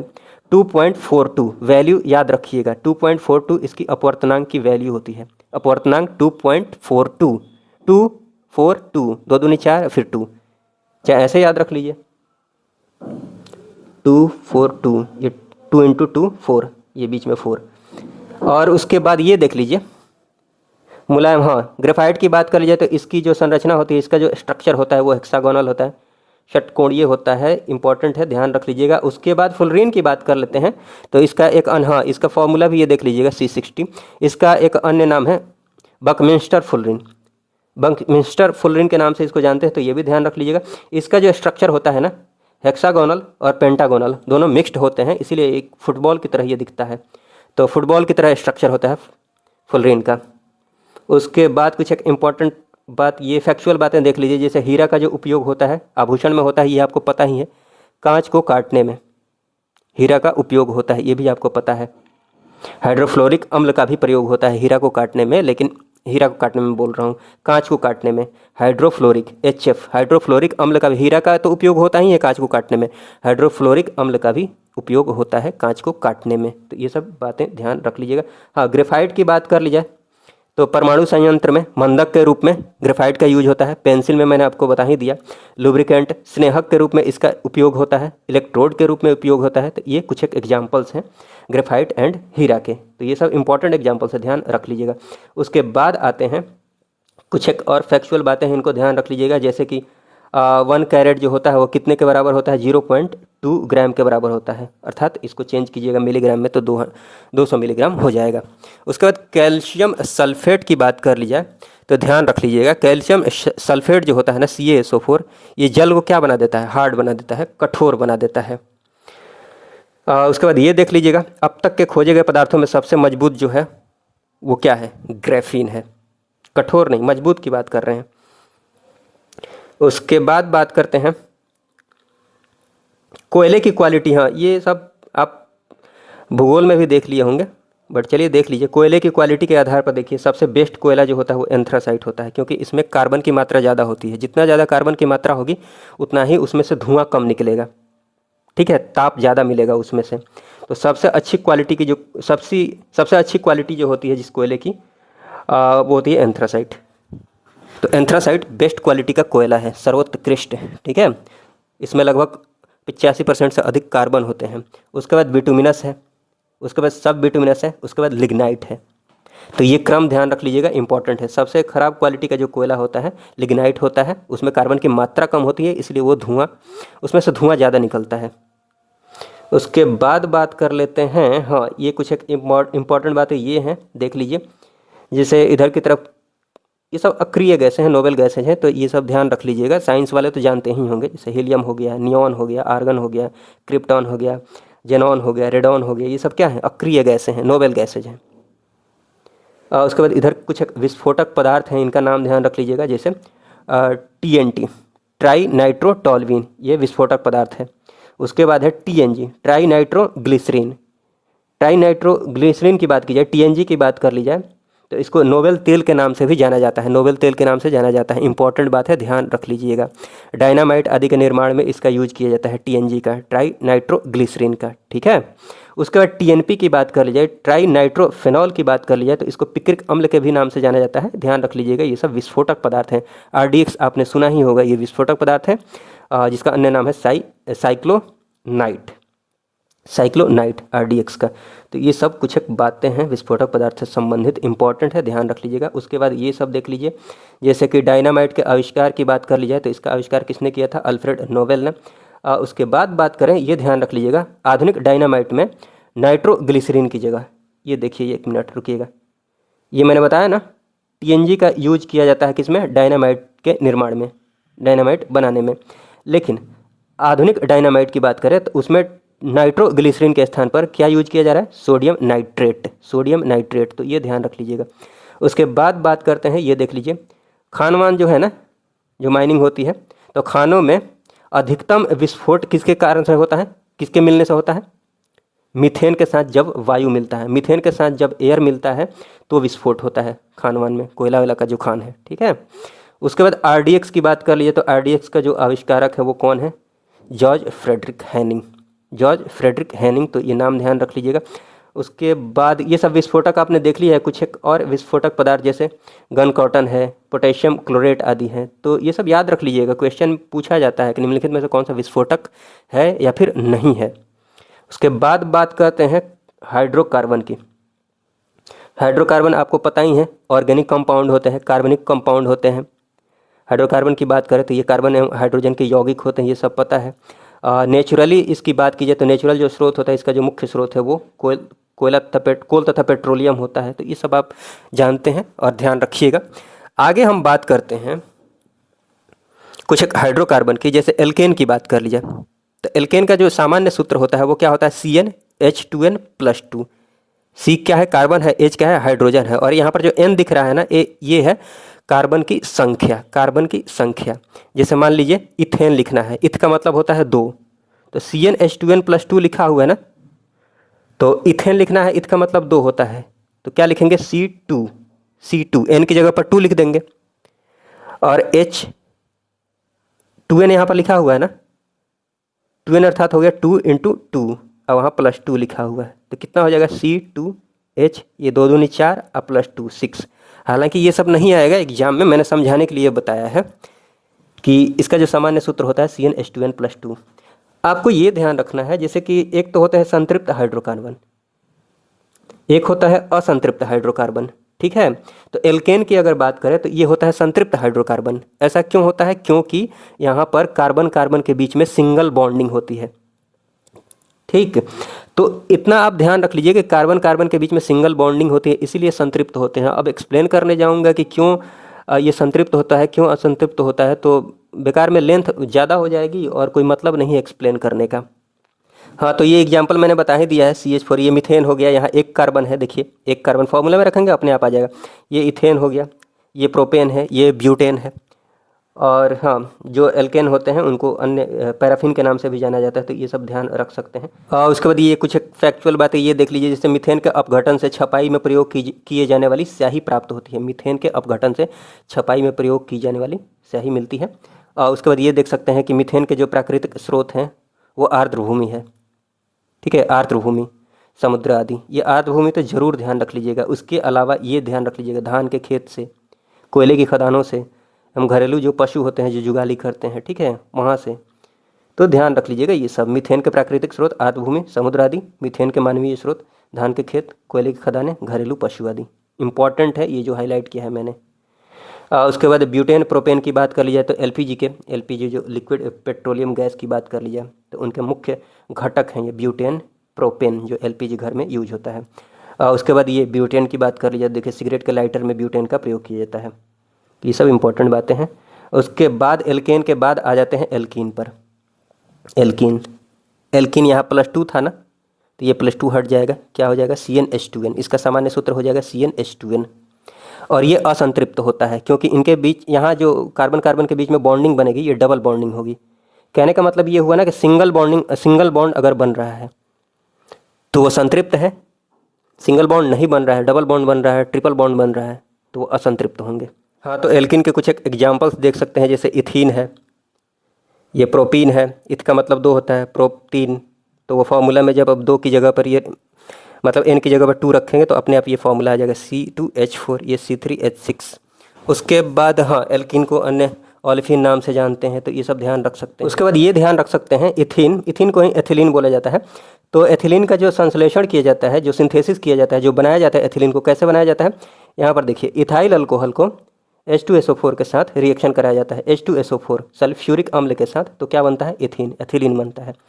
और यहाँ पर एग्जाम पर्सपेक्टिव से इंपॉर्टेंट बात जो ध्यान रखने वाली है वो ये ध्यान रख लीजिएगा कि एथिलीन का जो उपयोग किया जाता है ये फलों को आर्टिफिशियल विधि से पकाने के लिए यूज किया जाता है एथिलीन का प्रयोग, ठीक है। उसके अलावे ये इंपॉर्टेंट बात है, मस्टर्ड गैस के निर्माण हेतु एथिलीन का प्रयोग किया जाता है। मस्टर्ड गैस की बात करें तो ये रासायनिक हथियार के रूप में प्रयोग किया जाता है। तो ये इंपॉर्टेंट है, जिनको हाईलाइट किया है जरूर ध्यान रख लीजिएगा। और ये भी इंपॉर्टेंट है, फलों को कृत्रिम रूप से पकाने के लिए एथिलीन हो गया, कैल्शियम कार्बाइड हो गया, ये सब जानते होंगे। उसके बाद बात कर लेते हैं अल्काइन की। अल्काइन के सामान्य सूत्र की बात कर ली जाए तो इसका जो सूत्र होता है CnH2n-2। एल्केन में क्या होता है? CnH2n+2। उसके बाद अल्किन में क्या हो जाता है? CnH2n, 2 कम हो गया। उसके बाद अल्काइन में क्या हो जाएगा? 2 और कम हो जाएगा, 2 और कम हो गया है यहाँ पर, तो ये ध्यान रख लीजिएगा। उसके बाद हाँ अल्काइन की बात करें तो ये भी असंतृप्त होता है, क्योंकि यहाँ पर भी ओनली सिंगल बॉन्ड ही नहीं बनता है, ओनली सिंगल बॉन्डिंग नहीं होती है। यहाँ पर क्या बनता है? ट्रिपल बॉन्ड बनता है। तो ये ध्यान रख लीजिएगा। एग्जाम्पल के रूप में जैसे एसिटिलीन हो गया, एथाइन को एसिटिलीन बोलते हैं। C3H4 प्रोपाइन हो गया। यहाँ पर ये ध्यान रख लीजिएगा, एसिटिलीन का जो संश्लेषण होता है, एसिटिलीन देख लीजिए यहाँ पर, कैल्शियम कार्बाइड को H2O के साथ जब रिएक्शन कराएंगे तो क्या बनेगा? C2H2 एसिटिलीन, बाई प्रोडक्ट के रूप में यहाँ पर कैल्शियम हाइड्रोक्साइड बन रहा है। उसके बाद ये ध्यान रख लीजिए कि गैस वेल्डिंग में जो प्रयोग में आता है, गैस वेल्डिंग में जो प्रयुक्त होता है acetylene oxygen and acetylene, oxygen acetylene gas welding के लिए प्रयुक्त होता है, ठीक है। इंपॉर्टेंट है, ध्यान रख लीजिएगा, ऑक्सीजन एंड एसिटिलीन। उसके बाद एरोमेटिक हाइड्रोकार्बन की बात कर ली जाए तो इसके कुछ एक एग्जांपल्स हैं, जैसे बेंजीन हो गया, यहाँ पर टॉल्यूइन है, नैप्थलीन आदि है। ठीक है, बेंजीन के बारे में देख लेते हैं, ये इंपॉर्टेंट है। बेंजीन की बात करें तो इसकी खोज की जाती है माइकल फैराडे के द्वारा। इसका जो सूत्र होता है C6H6 होता है। इसका स्ट्रक्चर यहाँ पर दिया हुआ है। इसका जो वाणिज्यिक स्रोत है ये कहाँ से पाया जाता है, कोलतार में मिलता है बेंजीन, कोलतार से बेंजीन प्राप्त होता है। और इसका जो स्ट्रक्चर है नीचे यहाँ पर मैंने दिखाया है, एक सेकंड रुकिएगा, थोड़ा सा और जूम कर देने दीजिए, और पूरा स्ट्रक्चर मैंने यहाँ पर दिखाया है, देख रहे हैं। तो यहाँ पर देखिएगा, एक बार मैं आपको बता देता हूँ, ये क्वेश्चन भी पीएससी में भी पूछा जा चुका है सिग्मा पाई बॉन्डिंग के बारे में। तो ये ध्यान रख लीजिएगा। देखिए सिंगल बॉन्ड जहाँ पर बना हुआ है ना, यहाँ पर जैसे सिंगल बॉन्ड बना है, यहाँ पर एक मिनट रुकिएगा, जहाँ पर सिंगल बॉन्ड बना है वहाँ पर ओनली सिग्मा बॉन्ड होगा। लेकिन जहाँ पर डबल बॉन्ड बन रहा है या फिर ट्रिपल बॉन्ड बन रहा है तो वहाँ पर एक सिग्मा तो ज़रूर होगा, बाकी जितने भी हैं वो पाई बॉन्ड होंगे। ये ध्यान रख लीजिएगा। जहाँ पर एक ही बॉन्ड है वहाँ पर सिग्मा बॉन्ड बना है, मतलब एक बॉन्ड है तो वो पक्का सिग्मा बॉन्ड है, सिग्मा बॉन्ड तो ज़रूर ही होगा। लेकिन एक से ज़्यादा अगर बॉन्ड बन रहे हैं तो उसमें एक सिग्मा हो जाएगा, बाकी पाई हो जाएंगे। तो अगर यहाँ पर गिना जाएगा, देखिएगा इसमें कितने सिग्मा बॉन्ड बन रहे हैं, तो इधर देख लीजिए 1 2 3 4 5 6 जो हाइड्रोजन के साथ बन रहे हैं, 6 इधर ये हो गए।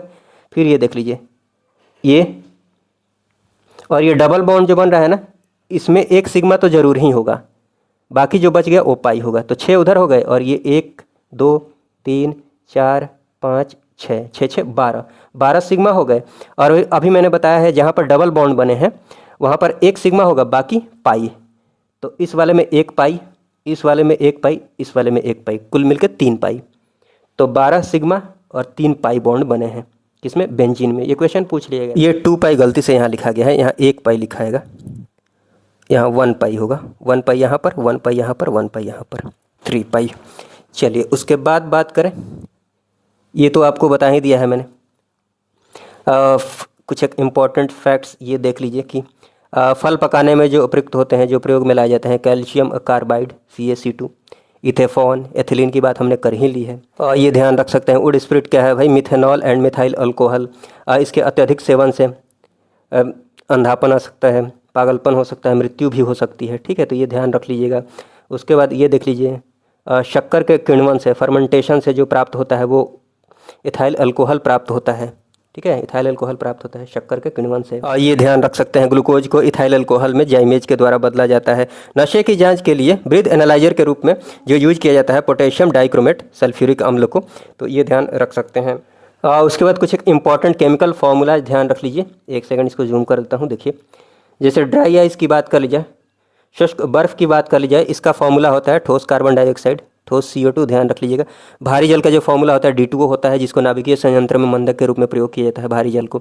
नीला थोथा की बात कर ली जाए तो इसका जो फॉर्मूला होता है CuSO4 5H2O। कॉपर सल्फेट ध्यान रख लीजिएगा, कभी कभी फॉर्मूला ना देकर कॉपर सल्फेट ऑप्शन में दे दिया जाता है। ठीक है, हरा थोथा की बात कर ली जाए तो इसका जो फॉर्मूला होता है FeSO4 होता है 7H2O, फेरस सल्फेट। ठीक है, उसके बाद बात करें कास्टिक सोडा की बात कर ली जाए तो इसका जो फॉर्मूला होता है NaOH, सोडियम हाइड्रोक्साइड, नाम भी ध्यान रख लीजिएगा।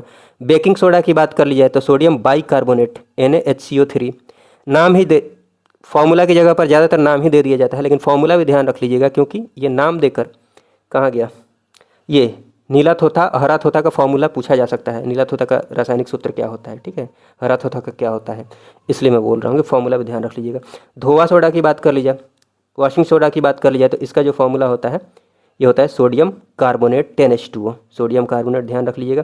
उसके बाद चीनी की बात कर लीजिए, शुगर की बात कर लीजिए, इसका फॉर्मूला होता है C12H22O11। और ग्लूकोज की बात कर ली जाए तो C6H12O6 होता है। जिप्सम की बात कर ली जाए तो कैल्शियम सल्फेट CaSO4 2H2O, और 2 की जगह पर 1/2 कर देते हैं तो यही हो जाएगा प्लास्टर ऑफ पेरिस POP। उसके बाद ब्लीचिंग पाउडर की बात कर ली जाए तो इसका फॉर्मूला होता है CaOCl2, कैल्शियम ऑक्सीक्लोराइड। उसके बाद बॉन्ड ऑर्डर की बात करते हैं, आबंध क्रम की बात की जाए, बॉन्ड ऑर्डर की बात की जाए तो देखिए इसको ट्रिक के माध्यम से आप ध्यान रखिएगा, मैं आपको समझाने की कोशिश करता हूँ, ईजी है। ये ट्रायंगल ऐसे बना लीजिएगा जो ट्रायंगल बना हुआ है। उसके बाद यहाँ से देखिएगा, यहाँ पर ये 8 9 10 11 ये क्रम से लिख लीजिएगा, 11 12 13 14 15 16, 17, 18, 19, 20। ठीक है, उसके बाद क्या कीजिएगा, ये देखिए यहाँ पर ये जो 20 लिखा हुआ है, यहाँ से ये लिखना शुरू कीजिएगा 0, फिर 0.5 बढ़ाते जाइएगा 0.5, फिर 0.5 बढ़ाइएगा तो 1 हो जाएगा, फिर 1.5, फिर 2, फिर 2.5, फिर 3। ठीक है, इतना कर लीजिएगा। उसके बाद देखिए क्या करना है। उसके बाद ये करना है, मान लीजिए आपसे क्वेश्चन पूछा जाता है कि नाइट्रोजन का बॉन्ड ऑर्डर बताइए, तो आपको ये ध्यान होना चाहिए कि नाइट्रोजन का एटॉमिक नंबर कितना होता है। अगर आपको पता है कि नाइट्रोजन का एटॉमिक नंबर 7 होता है, ठीक है, असल में हमें इलेक्ट्रॉन की संख्या यहाँ पर पता करनी है।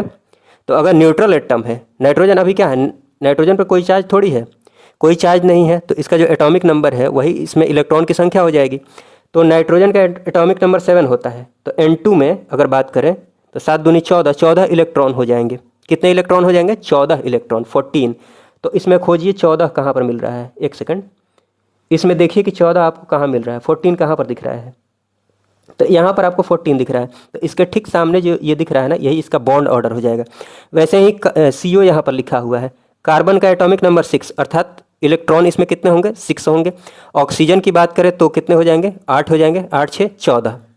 ठीक है, अब देखिए 14 कहाँ पर है, 14 यहाँ पर है, तो इसका भी बॉन्ड ऑर्डर कितना हो जाएगा, 3 ही हो जाएगा।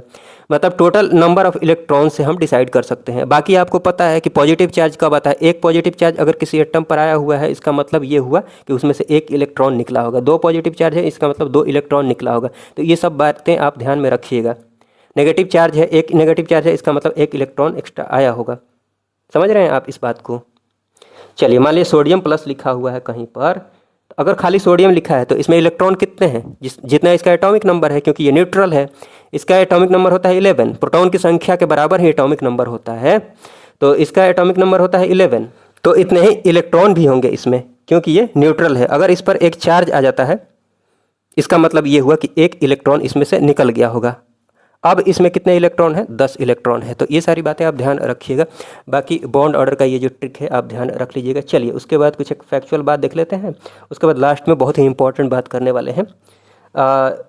ये देख लीजिए, जूम कर देता हूँ ताकि आपको देखने में आसानी हो। जैसे देख लीजिए, वर्षा का जो पानी होता है वो पानी का शुद्धतम रूप होता है। निर्लवणीकरण की बात कर ली जाए तो ये अशुद्ध जल से शुद्ध जल बनाने की जो प्रक्रिया होती है, जो टेक्निक है, उसको निर्लवणीकरण कहा जाता है। उसके बाद गोताखोर जो होते हैं वो कौन सा गैस देखिए प्रयोग करते हैं, कौन सा गैस प्रयोग किया जाता है, जो वो पहने रहते हैं, आपने देखा होगा, उसमें हीलियम एंड ऑक्सीजन, ये ध्यान रख लीजिएगा। उसके बाद जेनॉन की बात कर ली जाए तो इसको स्ट्रेंजर गैस के नाम से जाना जाता है। हीलियम के बारे में एक और बात ध्यान रख लीजिएगा कि गुब्बारे, जो गुब्बारा होता है एवं जो वायुयान के टायर होते हैं उनमें हीलियम गैस भरी जाती हैं। मरकेप्टॉन की बात कर ली जाए तो LPG में जो दुर्गंध निकलता है ना, जो महकता है, जो घर में गैसेज यूज होती हैं खाना बनाने में, लिक्विड पेट्रोलियम गैस की बात कर लिया LPG की, तो उसमें से जो स्मेल आती है वो मरकेप्टॉन की वजह से, तो मरकेप्टॉन ध्यान रख लीजिएगा। कोल गैस की बात कर लिए तो इसका जो फॉर्मूला होता है CH4CO + H2, ये ध्यान रख लीजिएगा, CH4 + CO + H2। Water gas की बात कर लीजिए, इसका जो फॉर्मूला होता है CO + H2। CNG की बात कर लीजिए, कंप्रेस्ड नेचुरल गैस की बात कर ली जाए तो ये जो होता है CH4 + CO2। उसके बाद फ्रियोन की बात कर ली जाए, फ्रियोन जो है ना, घरेलू प्रशीतकों के रूप में इसका प्रयोग किया जाता है। एक सेकंड, हाँ, उसके बाद ये देख लीजिएगा। उसके बाद बहुलक के कुछ एग्जाम्पल्स देख लीजिए। जैसे प्राकृतिक बहुलक के कुछ एग्जाम्पल ये देख लीजिए, प्रोटीन है, सेल्यूलोज है, स्टार्च है, रबर है। देखिए, नेचुरल रबर की बात कर ली जाए तो इसका जो मोनोमर होता है, मोनोमर कहने का मतलब ये हुआ ना, मोनोमर, बहुत सारे मोनोमर मिलते हैं तो पॉलीमर बनता है। तो रबर का जो मोनोमर है वो है आइसोप्रीन, तो ये ध्यान रख लीजिएगा, आइसोप्रीन। उसके बाद कुछ एक एग्जाम्पल्स देख लीजिए आर्टिफिशियल बहुलक के, सिंथेटिक पॉलीमर के कुछ एक एग्जाम्पल्स की बात की जाए तो रेयॉन हो गया, जिसका केमिकल नेम है सेल्यूलोज एसीटेट। पॉलीथीन हो गया, टेफ्लॉन का जो केमिकल नाम है पॉलीटेट्राफ्लोरोएथिलीन, PTFE, पॉलीटेट्राफ्लोरोएथिलीन। हाँ, टेफ्लॉन का जो उपयोग किया जाता है, ये बर्तन में उपयोग किया जाता है। देखिए किस लिए, बर्तन पर नहीं चिपकने वाली सतह के रूप में इसका उपयोग किया जाता है टेफ्लॉन का। उसके बाद बेकेलाइट की बात करें तो ये किससे बना होता है, फेनॉल तथा फॉर्मल्डिहाइड से। इंपॉर्टेंट है, ध्यान रख लीजिएगा, फेनॉल तथा फॉर्मल्डिहाइड। बेकेलाइट आपने देखा होगा, कढ़ाई का जो हैंडल होता है या फिर जो पैन होता है उसका जो हैंडल होता है पकड़ने के लिए, ताकि हाथ नहीं जले, वो ब्लैक कलर का जो होता है, हाथ नहीं जलने के लिए वो लगाया जाता है। प्लास्टिक आप जिसको समझते होंगे वो बेकेलाइट होता है। ठीक है, तो बेकेलाइट, फेनॉल, फॉर्मल्डिहाइड, ये ध्यान रख लीजिएगा। उसके बाद बर्तन को चमकीला बनाने के लिए, देखिए बर्तन को चमकीला बनाने के लिए जो प्रयुक्त किया जाता है, जिंक ऑक्साइड भी प्रयुक्त किया जाता है। यशद पुष्प, यशद पुष्प के नाम से जानते हैं। यशद पुष्प का अगर फॉर्मूला पूछ लिया जाए ना, जिंक ऑक्साइड, उसका केमिकल नाम क्या है, जिंक ऑक्साइड, यशद पुष्प का ध्यान रखिएगा। उसके बाद बुलेट प्रूफ पदार्थ बनाने में जो प्रयुक्त किया जाता है, पॉलीएमाइड प्रयुक्त किया जाता है। उसके बाद बुलेट प्रूफ खिड़की में जो प्रयोग किया जाता है, पॉलीकार्बोनेट प्रयोग किया जाता है। उसके बाद देख लीजिए बुलेट प्रूफ शीशा की बात कर ली जाए, बुलेट प्रूफ जैकेट की बात कर ली जाए, तो उसमें किसका प्रयोग किया जाता है, लेक्सॉन का, केवलर का। ये बीपीएससी 69 में पूछ लिया था। ठीक, बुलेट प्रूफ जैकेट में क्या प्रयोग किया जाता है, केवलर, ये पूछा था 69 बीपीएससी में। चलिए उसके बाद बात कर लेते हैं, आइए उसके बाद विलियन के बारे में थोड़ा सा देख लेते हैं, सॉल्यूशन के बारे में। विलियन की बात कर ली जाए तो देखिए ये एग्जाम्पल से समझ लीजिए। मान लीजिए ये कोई बर्तन है, बर्तन में ये पानी यहाँ पर है, ये है जल, और जल में इसमें नमक मिलाया गया है। ठीक, ये समझ पा रहे होंगे। तो इसमें जो जल है ना, जो ज़्यादा मात्रा में है, उसको बोला जाएगा क्या, विलायक, सॉल्वेंट, उसको बोला जाएगा सॉल्वेंट। जो कम मात्रा में है अर्थात जो नमक है, उसको क्या बोला जाएगा, विलेय, सॉल्यूट। और दोनों का जो मिश्रण होगा, इनको क्या बोला जाएगा, विलियन, सॉल्यूशन। तो ये बात आप समझ गए होंगे। और ये ध्यान रख लीजिएगा, जो विलायक की मात्रा होती है वो विलेय से ज़्यादा होगी। ये एग्जाम्पल से आप समझ पा रहे होंगे, इसलिए मैंने यहाँ पर ये डायग्राम बना दिया है ताकि आसानी से आप समझ पाएँ, एग्जाम्पल से समझ पाएँ कि विलायक की मात्रा विलेय से ज़्यादा होती है। विलायक प्लस विलेय, विलेय प्लस विलायक क्या हो जाएगा, विलियन। ये ध्यान रख लीजिएगा। उसके बाद ये देख लीजिए, विलियन का सांद्रण, कॉन्सेंट्रेशन ऑफ सॉल्यूशन। ये डायरेक्ट ही क्वेश्चन पूछ लिया था 69 बीपीएससी में। सॉल्यूशन ऑफ मतलब विलियन के सांद्रण की बात कर ली जाए, कॉन्सेंट्रेशन ऑफ सॉल्यूशन की बात कर ली जाए, तो देखिए किसी भी विलायक, कोई भी विलायक हो या फिर विलियन हो, पूरा का पूरा सॉल्यूशन हो, तो किसी विलायक या फिर विलियन की इकाई मात्रा में, यूनिट मात्रा में उपस्थित जो विलेय की मात्रा होगी। कहने का मतलब ये हुआ कि मान लीजिए सॉल्यूशन जो है, अगर सॉल्यूशन के रेस्पेक्ट में बात की जाए, सॉल्यूशन 1 लीटर का है, 1 लीटर सॉल्यूशन है, उसमें अब विलेय की मात्रा कितनी है, चीनी की मात्रा चाहे सॉल्ट की मात्रा कितनी है, वही क्या हो जाएगा, कॉन्सेंट्रेशन हो जाएगा, उसका सांद्रण हो जाएगा। या फिर विलायक के सेंस में बात करें तो 1 केजी विलायक में कितना उसमें नमक है, मतलब कितना उसमें जो कुछ भी है, जिसका भी वो सॉल्यूशन बना हुआ है, आप समझ पा रहे होंगे। ठीक है, तो वो क्या हो जाएगा, उसका कॉन्सेंट्रेशन हो जाएगा, मतलब यूनिट मात्रा में कितना उसमें विलेय है, कितना उसमें सॉल्यूट है, यही क्या है, कॉन्सेंट्रेशन है। और अलग अलग तरीके से कंसंट्रेशन डिसाइड किया जाता है, जैसे कि ये मोलरता हो गया, ये मोललता हो गया। मोलरता की बात करें तो विलियन के मतलब विलियन का यहाँ पर आयतन दिया हुआ है, 1 लीटर विलियन में कितना विलेय है। और मोललता की बात कर लिया तो यहाँ पर विलायक की मात्रा नीचे होगी। ठीक है, मतलब 1 केजी विलायक में कितना विलेय की मात्रा है, 1 केजी विलायक में कितना विलेय की मात्रा है, यहाँ पर 1 लीटर विलियन में कितना विलेय की मात्रा है। और ये ध्यान रख लीजिएगा, विलेय की मात्रा जो है ना ऊपर में ये मोल में है। ठीक है, बाकी ये ध्यान रख सकते हैं, ध्यान रखने वाली बात ये है, और ये भी ध्यान रख सकते हैं। और उसके बाद देख लीजिए कुछ एक इम्पॉर्टेंट बातें ये है, जैसे ये देख लीजिए, वैसा विलियन जिसमें गतिशील आयन हो, मोबाइल आयन्स हो। ठीक है, जैसे पानी में अगर आप नमक डालते हैं, नमक का फॉर्मूला क्या होता है, NaCl। तो पानी में जब नमक जाएगा तो वो टूट जाएगा आयन में, कैसे, Na+Cl- में। ठीक है, तो ये क्या है, मोबाइल आयन हो गए, ये मूव कर सकते हैं। तो वैसा सॉल्यूशन जिसमें गतिशील आयन मौजूद हो, उससे विद्युत अर्थात इलेक्ट्रिसिटी प्रवाहित हो सकती है। एग्जाम्पल के रूप में ध्यान रख सकते हैं, जैसे नींबू का रस हो गया, समुद्र का पानी हो गया, क्योंकि वो उसमें सॉल्ट होते हैं, समुद्र का पानी हो गया, नमक वाला पानी हो गया, ये मैंने आपको बता ही दिया, वर्षा का जल हो गया। हालांकि बादल में अगर वो पानी है तो वो तो फिर शुद्ध फॉर्म में है ना। कहने का मतलब ये हुआ कि अगर वाटर डिस्टिल्ड फॉर्म में है, शुद्ध फॉर्म में है, उसमें कोई इम्प्योरिटीज नहीं है, तो फिर वो क्या बोलते हैं, बैड कंडक्टर होगा, वहाँ से इलेक्ट्रिसिटी नहीं प्रवाहित होगी। जैसे यहाँ पर मैंने लिखा है, डिस्टिल्ड वाटर जो है ना, ये यहाँ से विद्युत नहीं प्रवाहित हो सकती है, इलेक्ट्रिसिटी नहीं प्रवाहित हो सकती है, ये बैड कंडक्टर के रूप में काम करेगा, डिस्टिल्ड वाटर। ठीक है, क्यों, क्योंकि इसमें मैंने नीचे लिख दिया, because it doesn't contain any ions, कोई भी इनके पास आयन नहीं होगा तो मूव ही क्या करेंगे, ये बात समझ पा रहे होंगे। तो ये वर्षा जल जो है ना, ये बादल से जब नीचे पानी आ रहा है तो इसमें बहुत सारी इम्प्योरिटीज मिल जाती हैं, इसीलिए ये फिर विद्युत का फिर कंडक्टर हो जाता है, यहाँ से इलेक्ट्रिसिटी प्रवाहित हो जाती है। सल्फ्यूरिक अम्ल का जो विलयन है, ये सब कुछ एक एग्जाम्पल्स हैं, ध्यान रख लीजिएगा। चलिए ये सारी बातें हैं, और ये मैंने आपको बता ही दिया है मोमबत्ती का जो जलना है भौतिक और रासायनिक दोनों तरह का परिवर्तन होता है।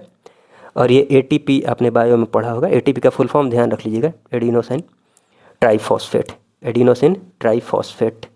तो ये सारी बातें हैं। चलिए इस वीडियो को देखने के लिए आपका बहुत बहुत धन्यवाद। जय हिंद, जय भारत।